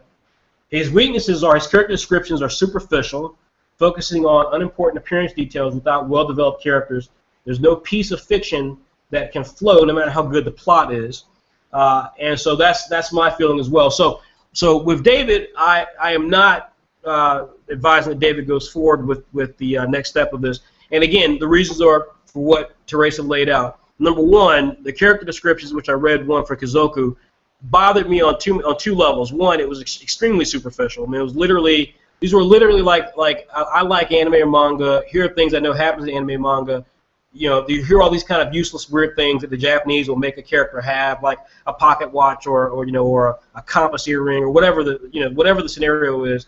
These are the sort of things that are there, and so I'm gonna describe this as a writer, unless those things actually have a reason to exist. And I'm sure David's going to say they do, but this was a time to say why they exist. Explaining all those different pieces about Kazoku made no sense to me. Number two, and this is definitely something you guys have heard me talk about in previous test flights, I will never understand when you are not Japanese why you feel the need to try to be Japanese. David Greer is not Japanese. I'm pretty confident of that. Kazoku is a Japanese name, and it takes place in the Wild West. I have no understanding of why we have a Japanese person in the Wild West. That's not explained. The setup of the character is not explained. This reads like fan fiction. This does not read like an actual real story. And then add to it what Teresa said, the fact that the dialogue, I mean not dialogue, but the grammar in this is pretty bad. There are just like I said, I was trying to read some words of it, just didn't make any sense. And then lastly, saying again the fact that the description of the actual action taking place is inconceivable. And as a writer, you have to be focused on those pieces. You cannot be in a position where you're submitting something for an artist to draw, and you're literally giving them a bunch of things that excite you as a fan, but aren't really relevant to the story. Or you're setting stuff up to be drawn that just cannot be drawn in the way that you're thinking of.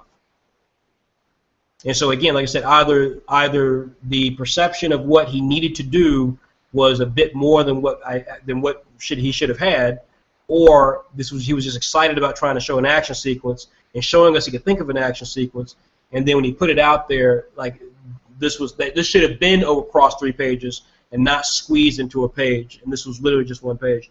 So again, not saying David Greer doesn't have talent. There's some really creative things in there that I think will be very exciting to see for a future Writers Challenge, but for this particular exercise and for what we're hoping to come of this, there's too many things here that didn't work. So that was David Greer. Next up is someone who did not want me to name him, so I won't. Although I'll say in the future, that's not something I'm really happy doing. I mean, our whole thing is that we want to have professional creators and professional, our company is professional, and if you are for some reason concerned about putting your name out there, that bothers me because you could have it. For all I know, this is not your work, and you're just using it, or you've got something really bad that you don't want people to know about you. You should be confident and happy in A, who you are, and B, happy and confident in what you're doing, so that when people see it, they can rightfully give you praise or rightfully give you criticism or critiques that mean something to you because it's focused on you and not focused on some identity. I do not do this for everybody at all, and I'm only doing this one time. I will not do it again. The only person I even call by a nickname is White Manga, and that's only because I actually like the nickname. That's the only reason. It's not because I respect White so much that I must call him White Manga or something like that. Definitely not that. White's much younger than I am, so I don't have that sort of feeling. But I just, I think if you're going to be, if you really want to be serious about this, then be serious about it. And having nicknames and so forth, I just think is ridiculous.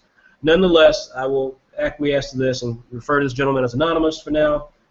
His pitch is Yu Yu Hakusho meets Beelzebub meets Bleach. So as you guys have heard me talk about before, right off the bat, that's a no-no. I can't stand the sort of pitches should be two things. When you're doing a third thing, that is always a fanboy giveaway, always. Because there's no third thing that your story can be. Naruto is not three things. Naruto is literally ninjas meets Harry Potter. That explains Naruto to a T. To say Naruto is Naruto, that Naruto is ninjas meets Harry Potter with a little bit of Star Wars in there is ridiculous. And that just doesn't make sense. And it's just it's fanboy at that point. It's just you're stretching for things you like that you think, oh yeah, I really like this, so I'm going to put this in here because I really want to have that element that I really like in the story, even though it means nothing to the person you're explaining it to. So right off the bat, that kind of didn't work for me. But regardless, we start off with the story idea revolves around a fully sentient, comprehensive baby that has to deal with the modern viewpoint society has on the dumbfounded and clueless attitude that a baby portrays, all while guiding, helping a 16-year-old teen boy, the real hero of this story, through the most dangerous adventure he will ever embark on in his life. The difference, however, is that society is all in the physical world. The grand adventure they go on will take place in the astral world. The title of the story is Gugu, How Are You? Or Gugu Ogen Kidesuka, which is a Japanese word. So let's just talk a little bit about the main characters, and then I'll read again one of the pages here. Akiko, the main hero of this tale, is a 16-year-old male who has had a privileged yet boring life. Being tremendously book smart and tech savvy, his street smarts lack and will be his biggest landslide to overcome in time. Often known to be a klutz, yet having an immense imagination, he aspires for more adventure, for a more adventurous and worthy life. Ko, the baby, living under the cloak of a newborn baby in the physical world, Ko is really a messenger sent from the heavens to save humanity with his older brother Akiko. Having his power reset to minute healing powers, he will need the help of Akiko to accomplish this task. He will also have to teach Akiko how to wield a basic sword. So, the basic, the overall plot, backstory is that the story takes place in a made-up city, and his main character and hero of the story lead a very dull, tedious life. To their surprise, their mother becomes pregnant, and his mother becomes pregnant, and he becomes a big brother to a little boy. The little boy is a regular boy, however, this little boy has powers beyond the normal human imagination, but only our hero knows of these powers. So. There's a lot more to that, but again, we promise not to go into all these details with it. What I'm going to do is read page 2. Akiko is now sitting directly in front of Ko. They're both having a deep staring contest. Akiko thinks to himself, he's so little and cute. How do I even bond with this thing? It's not like he can talk. What do normal people do in these situations? He takes a second to reflect. Panel 3. Small flashback to a video of his mother pampering him as a child. Panel 4, Akiko shivers. Here goes nothing, Akiko thinks to himself. Panel 5, how are you, my woo, blah, blah, Akiko says with a cheery yet slightly creepy expression on his face. Panel 6 is a close-up of Ko's expressionless face. So, This was a good example of essentially, seeing how, seeing that this particular writer is able to put together the action. The characters are able to, he's describing what's happening. We see in the characters what their mentality is. He's describing the characters' reactions and stuff. So this is a fairly straightforward and doable, panel by panel breakdown. There's some elements here with the story where, the Beelzebub part, this strikes me as identical to Beelzebub, aside from the fact that obviously, there was the issues with the and Reborn, frankly. I forget about Reborn and Reborn. I mean, there's some stuff here that is, this has been done before, basically. And so what doesn't really get explained in the backstory and nor in the action he's detailing is what really sets this apart from those other two series. Both of them, by the way, which were very successful for their time. Reborn, was at one time was really popular, and Beelzebub was never a smash hit, but it was something that got an anime and and was recognizable for a lot of shonen fans. This one, I'm not quite sure what the point of this is because like I said, the setup. I think the setup's fun, and the writer, I think, can convey the things that are happening here in a very. What struck me with it was a very realistic fashion. What I liked about the plotting was that it was very realistic. There was nothing here that was over the top, even though, again, we still have this sort of person here who, at least based on his name, is not Japanese, trying to do Japanese stuff, which, again, I just continue to boggle my mind because, manga does not have to have Japanese characters, and if you do not know Japan, if you've never been to Japan, if you don't know a lot of Japanese people, literally not just online because you talk to them on Facebook, then trying to write about them as main characters means that you're going to miss a lot of stuff, or you're certainly not going to be able to accurately reflect those characters or situations that would be relevant to some of the comedy that could occur here. You're just basically, this is fanboy stuff. And so, again, I can't quite tell with this because, like I said, there's a lot of what I did like was the realism of the pages that he laid out. He never put too much action in one panel. He explained what was happening, not in any detailed way, which was I like to see writers detail stuff out. At the same time, though, he put enough information in, including the dialogue, that allowed us to get a real good sense of the potential for comedy, or at the very least, exactly what the characters were thinking. So, me, I was kind of on the fence with this, still a little on the fence with this, but let's read what Teresa said. Our friend Teresa, one of our editors, who, again, you would work with, you guys would work with if it gets to that point. Her comment was strengths. She thought this was an original concept with a lot of potential for comedy. And so, I couldn't agree with her more. I think that the concept, like I said, it's been done before. It's been comedic in both cases, although in Reborn's case it went more shonen superhero stuff with a really, kind of boy crazy piece to it, or emo piece to it. And then with Beelzebub, it was also shonen, but it was more kind of antagonistic sort of stuff. This one looks like it could be, at least from the stuff I just read, it could be straight dialogue, straight comedy. I agree with Teresa on that. She felt the weakness was that that one of the big things she felt here didn't work was the dialogue. And I know what she's getting at. Some of the dialogue in all the different pages that he submitted did, lack sort of some personality. What I just read was a great example of some personality for the baby, but the main character just kind of seemed to be just really bland. She's saying here the characters need to be worked on.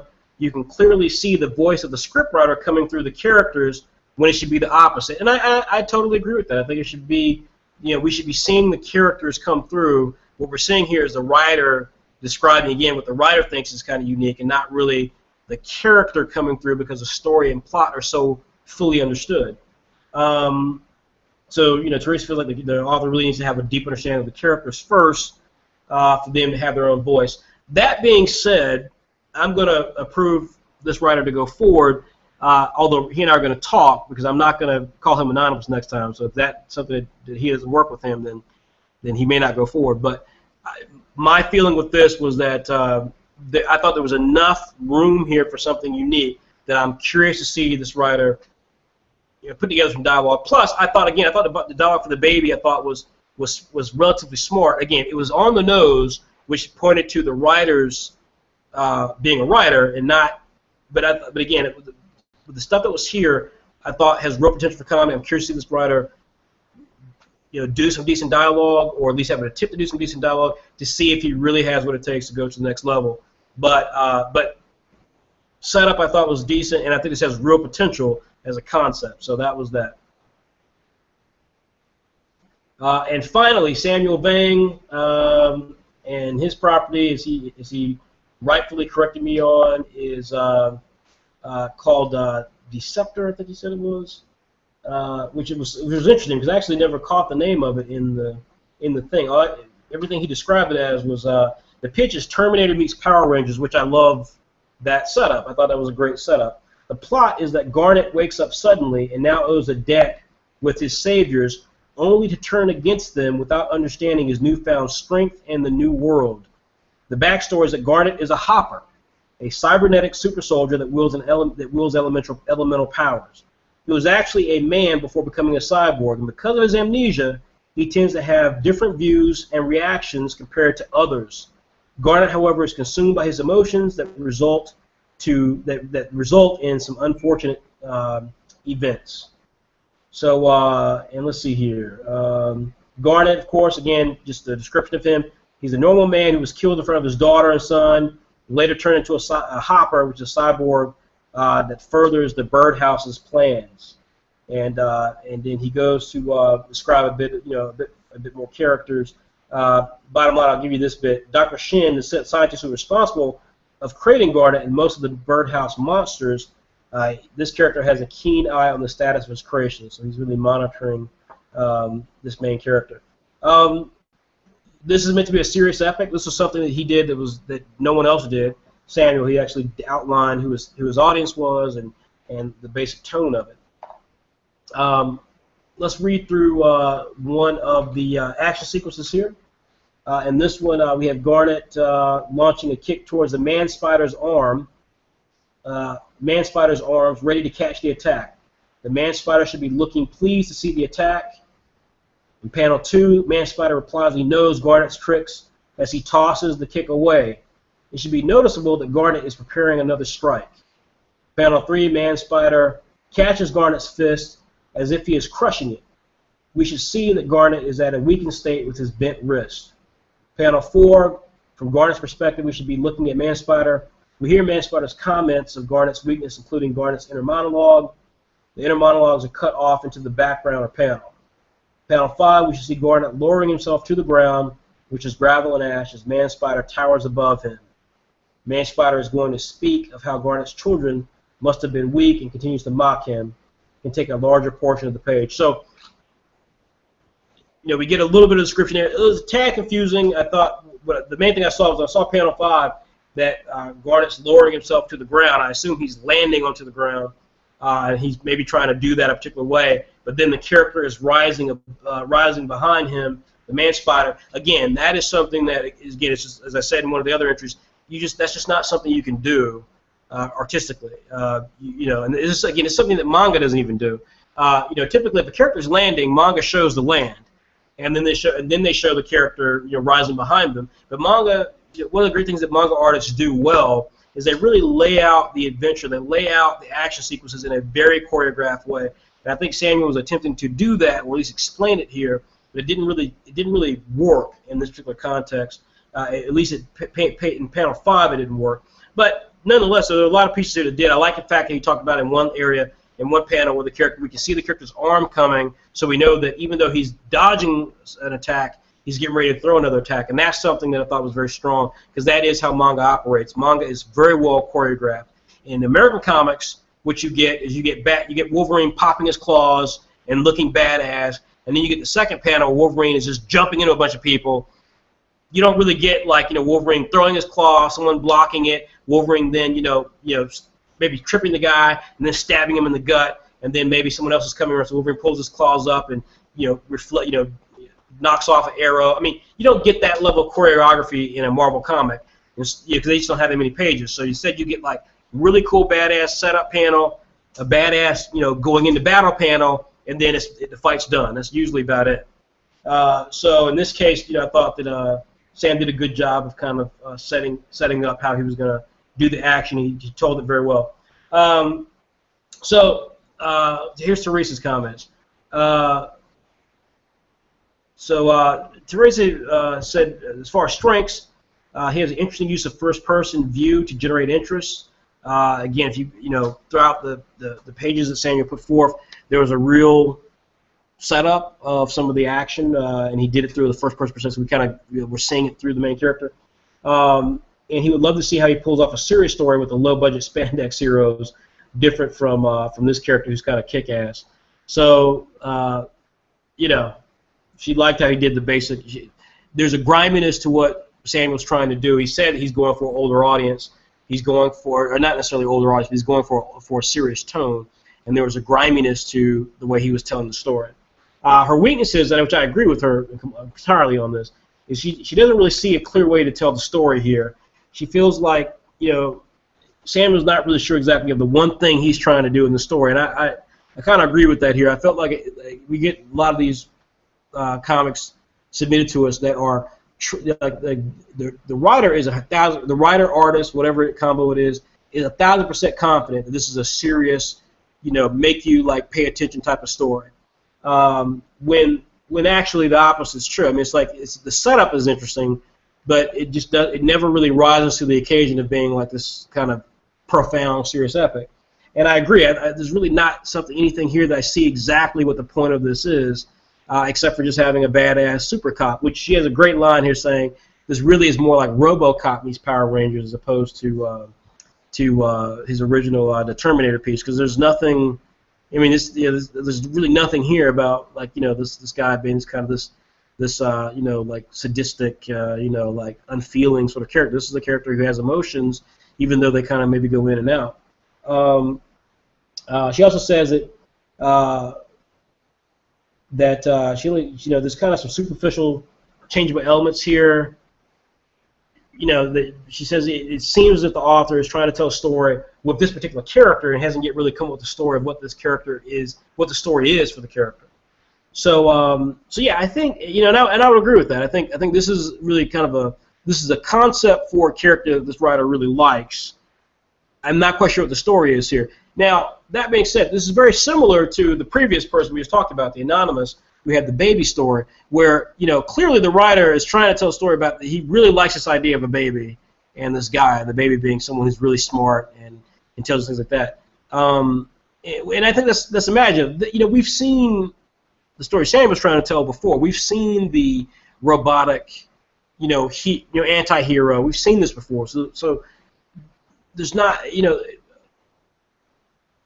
there's nothing here to make me believe there's an actual plot here, a story here, other than this is just a character and a conceit that the writer really, really, really likes. There's nothing. There's no hint of a aspect of the story that is more serious than what we're being led to believe. And by it not per se necessarily being something that is unique, like a comedy, then this is just another kind of badass robo superhero sort of deal that doesn't distinguish itself in any real way that make you really kind of say to yourself, okay, well, this is really intriguing. Like, I'm really curious and enthralled to see where this goes.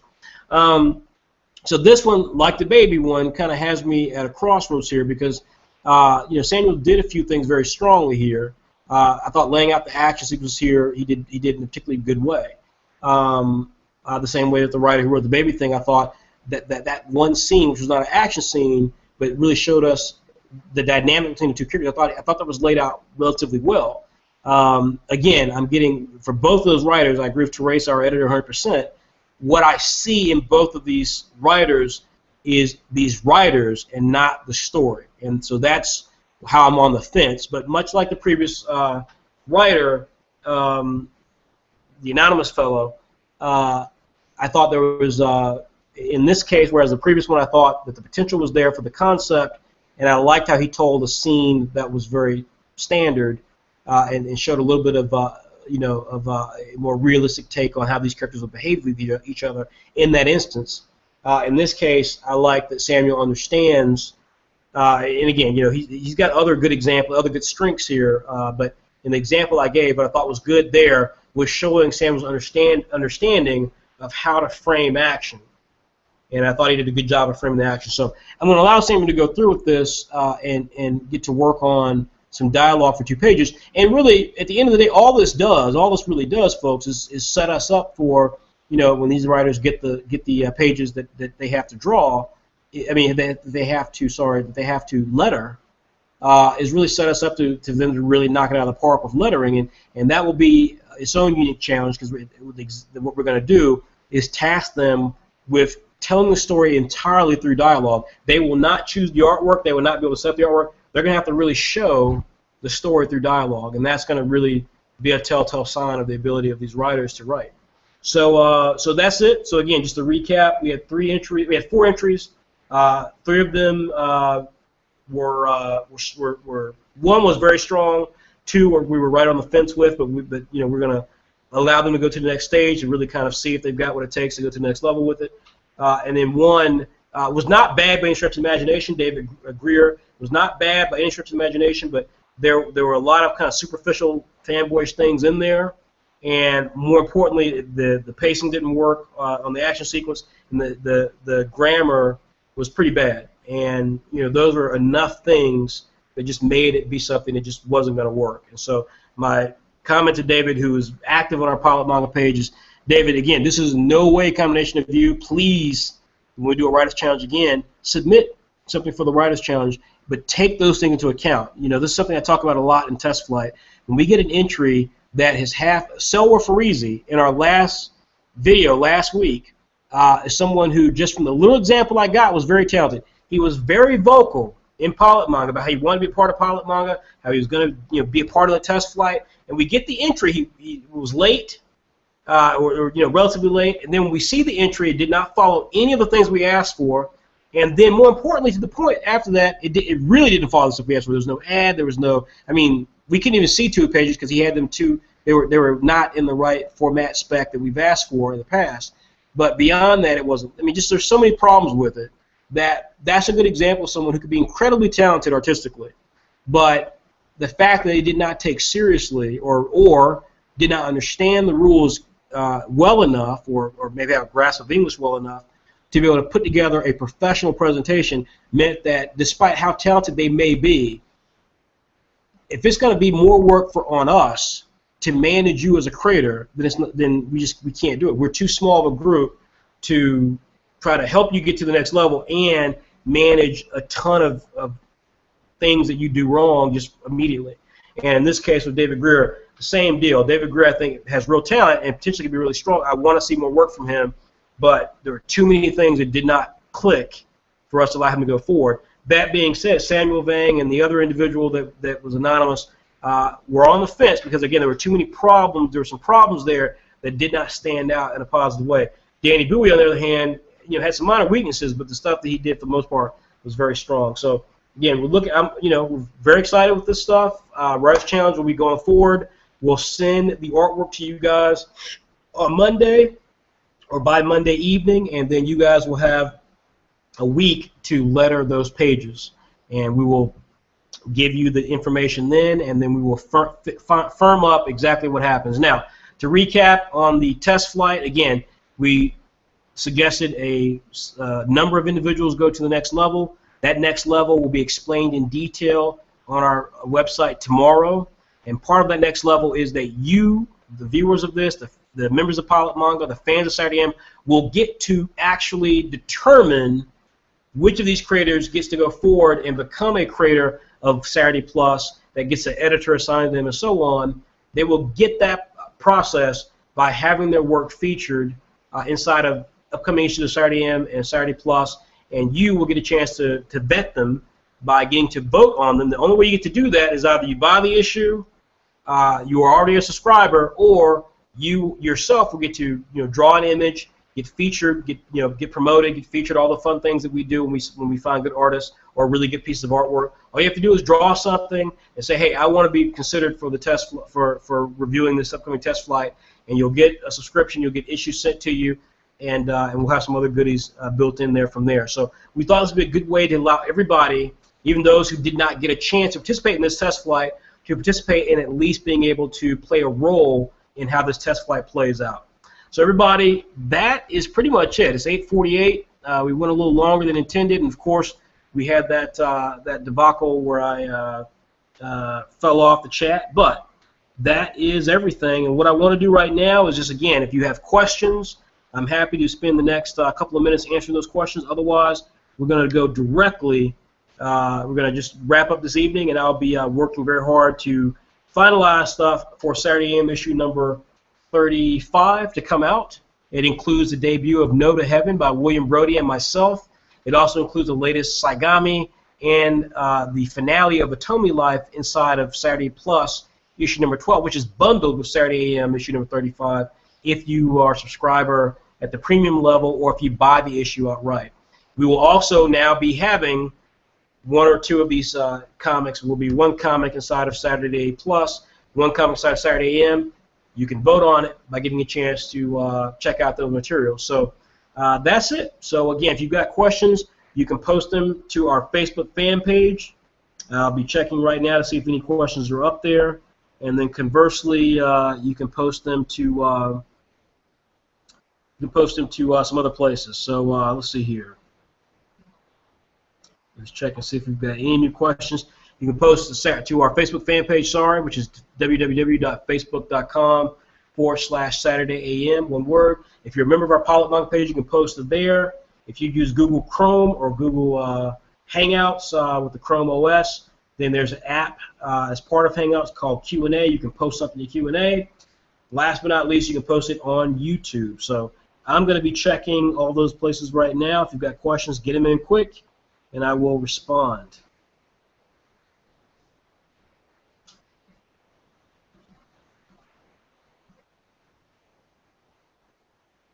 Okay.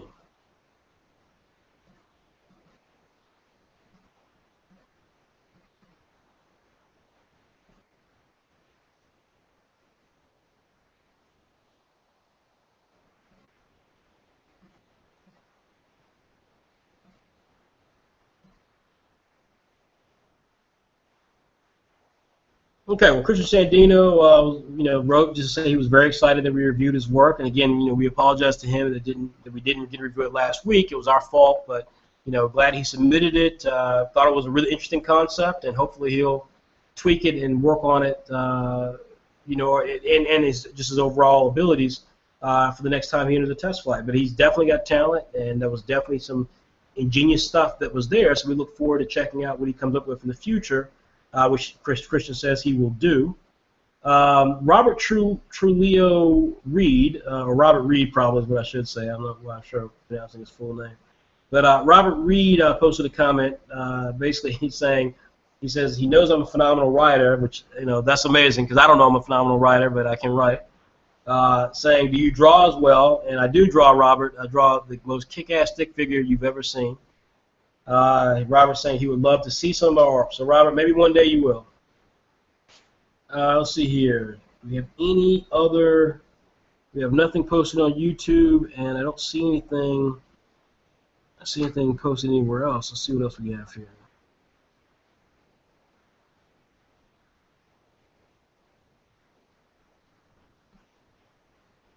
All right. Well, that appears to be it. So. So again, I want to thank everybody for checking us out. Now, a couple of things that have come up. Number one, again, Saturday AM issue number 35. We're hoping that will come out by the end of this weekend, if not early next week. And then Saturday AM issue number 36 will come out next Saturday. I'm going to be working very hard to get that out by next Saturday. So please, or at the very least by whenever Saturday issue number 35 comes out, a week later, issue 36 should come out. So we're going to be working very hard to make that happen. Please give us a ring if you have any questions about that. But we are desperately trying to get back on schedule because we intend to get to the Magic issue 40 by December 26th, which is right after Christmas. So if we're successful, then we will have an issue that you can enjoy on your fancy new iPads or whatever you get. Right after Christmas, and that'll be our 40th issue of the year, which will be a milestone for webcomics, guys, a milestone. I mean, again, I still am amazed when I think about what we've accomplished and how difficult it is, because it's very difficult, trust me. I mean, dealing with all the critters we deal with and I mean, everyone, has their own view of things, and so having to try to, from my perspective, having to try to manage all those various egos and lay down the vision for this thing that I started in the first place is not easy. But we've done it. We've got to issue 35. We'll get to issue 40 before the end of the year. I'm going to do it or die trying, and then we also have Saturday Plus, which may make it to issue 20 by then. I doubt it, but it'll certainly come very close. But that's pretty impressive for us. That's really, really incredibly impressive for us to have achieved that, given how small we are. If you want to support us for that, please subscribe. You see it on the website there. It's only $5 a year. It's only $5 a year. You get 20 issues of Saturday AM guaranteed. Again, we're going to make it happen. Everyone last year got 21 issues, but you're going to certainly get 20 issues this year. That's just very hard to match if you are a fan of comic books. No one provides that type of comic book material at that level. And the fact that we're amateurs, we have our group of haters out there who like to say, "Oh, this isn't real manga and stuff." That's literally stupid. I've actually been in Japan. I've studied in Japan. I've done business with the Japanese. I'm always amazed when I hear people who are not Japanese, who are not actual manga creators, trying to tell a 41-year-old man who's done that much work with the Japanese what manga is. I promise you, the vast majority of people we deal with have no idea what actual manga is. The vast majority of manga is not attractive. It's not that good. You'd be stunned if you saw most of the manga that gets released in Japan. And the fact that our stuff, is of a very high quality level is something that we take pride in, and we're very excited about the work that we do, and we appreciate all the people who support us. We really, really do. But again, if you want us to continue doing what we do, we don't ask for anything major. Subscribe for $5. If you really believe in what we're doing, subscribe for $25. We will be getting all that material to everybody by the end of the year. So if you subscribe at $25, you get a free T-shirt. You'll get trading cards, which I've just sent off for production. You'll get a member card, and you'll get a 15% discount going forward. Not to mention you get Saturday AM and Saturday Plus delivered completely to you. You don't have to read it on the website or anything like that. And likewise, support our store. The marketplace is continuing to grow. We'll have new updates on it soon, sometime later this week. And you'll see some new T-shirts up there, and you'll see some more specific information about the trading cards, hopefully. You'll see the pre-order that you can do for Spoon, the Saturday Tank. And for those of you who've already pre-ordered, let me tell you that Storybook is in. It's close to being going to print. Z Forever is in. It's close to going to print. Spoon is about to be in. It's close to going to print. And Bully Eater, unfortunately, has had a few delays, but we have every intention of getting that ready to go to print no later than early December. So, again, we're working very hard to try to get all those things resolved. If you've ordered Apple Black or Saigami, which are books that we can ship to you today, and you've ordered them alongside of or with other books like Bully Eater and so on and so forth, once we have the dates confirmed with some of these books, we will ship Apple Black, but we cannot ship, if you've ordered, like for example, 3 pre-ordered books, we can't ship them all at different times because you didn't pay for 3 different shipping methods. And so all we ask is that you're patient. Everything will be done before the end of the year, so all we ask is that you're patient. It's a very low price. You're only paying $5, so please be patient. Let us get everything in, and we'll make sure you get that material as soon as we have it available. You will get it before it is available for purchase. Before the people who purchase it on the store get it, and you'll have it at a discount because remember, you're getting it at $5. People will pay more than that when the book comes out. So please be patient. That's all we can ask. You guys are incredibly patient. Please be patient. Please support us by buying some of our T-shirts. These are some of the amazing designs. We have some of the best logos that are usually designed by Raymond Brown out of any webcomic provider out there. We have the best logos. That's the truth. You cannot find a logo as strong as Comic Man or Z Forever or Storybook, Spoon, Islanders, Bully Eater, Saigami, Apple Black, Monster Society. The No to Heaven logo, which is coming, is gorgeous. You will not find better logos anywhere online. I'm serious. I'm totally serious about this. You can go to any webcomic site you want to go to. Show me as many great logos on those websites as we have for ours. You're not going to do it. So please support our store. And last but not least, I think we've got another question here. We had a question from Kinshaw Michaud who says, he has a question. How does the issue numbering work when you get into triple digits? He's asking, when we get to 100 issues, how will that lettering work? How will the numbering work? We're not going to reset it, so it'll just be issue 101, issue 102. And as you said, Kinshaw, God willing, we get to 100 issues. I mean, the stress of managing all these creators and managing all of you guys and managing Saturday Plus and so on and so forth is enough to give me an early heart attack. So let's hope that all that doesn't happen and we do make it to 100 issues and beyond. So that's everything. I do. Last note for clarification for those of you who want to know. So we will do a test. We will do another video next Saturday. I think it'll be our last video for a little while, but it'll wrap up our Writers Challenge and it'll wrap up our test flight in terms of what we're going to do with the test flight, because we're just going to recap some of the rules and stuff with this new pilot manga versus phase of it, and we're going to see how that goes over the next couple of weeks up until the end of the year. At the end of the year, we'll reveal which of those creators we'll be working with in the next round of Saturday Plus. So that's it. If you have any questions, please contact me. Otherwise than that, once again, guys, thank you very much for spending your Saturday night with me. I can't tell you how much I appreciate it. It's not Halloween this time, so again, hopefully it's only 9 p.m. my time. Go out, enjoy yourselves. You've got significant others or loved ones. Spend some time with them. Keep drawing, keep practicing. And remember, this revolution for more diversity in manga and webcomics and eventually anime and toys and the business of comics starts here at Saturday AM. If you believe in that, if you support that, then stand with us, support us, get people to check out our website, visit our website, read our comics, leave feedback for our creators. That's something that is free. Leave feedback for our creators. Let them know what you like about what they're doing, what you don't like about what they're doing. And last but not least, please, it's $5. Subscribe. It's $5. There are so many people who are fans of ours who do not subscribe, and I always find that amazing because I guarantee you'll spend $30 a week as a kid, whether it's buying stuff at McDonald's or getting something at Starbucks or begging or bothering your parents or your mom or your sister or your brother for something silly that you might want to buy, like some new laces for your tennis shoes or a T-shirt you saw at Hot Topic. It's $5, guys. Please support us. That money just goes towards making sure that we can pay our bills regarding our infrastructure for our site. It costs money to do these test flights that you guys don't pay us for the test flights, but it does cost us money for the test flights, actually. So we're doing everything we can to build a fantastic revolution in webcomics and manga and build a great community for you guys in pilot manga. All we ask is a little bit of support. Again, send people to us if nothing else. That's it, everybody. I want to thank you so much for checking us out. Again, this is Frederick. Thank you for befriending us. Thanks for checking us out, and we will see you guys again next week. Peace.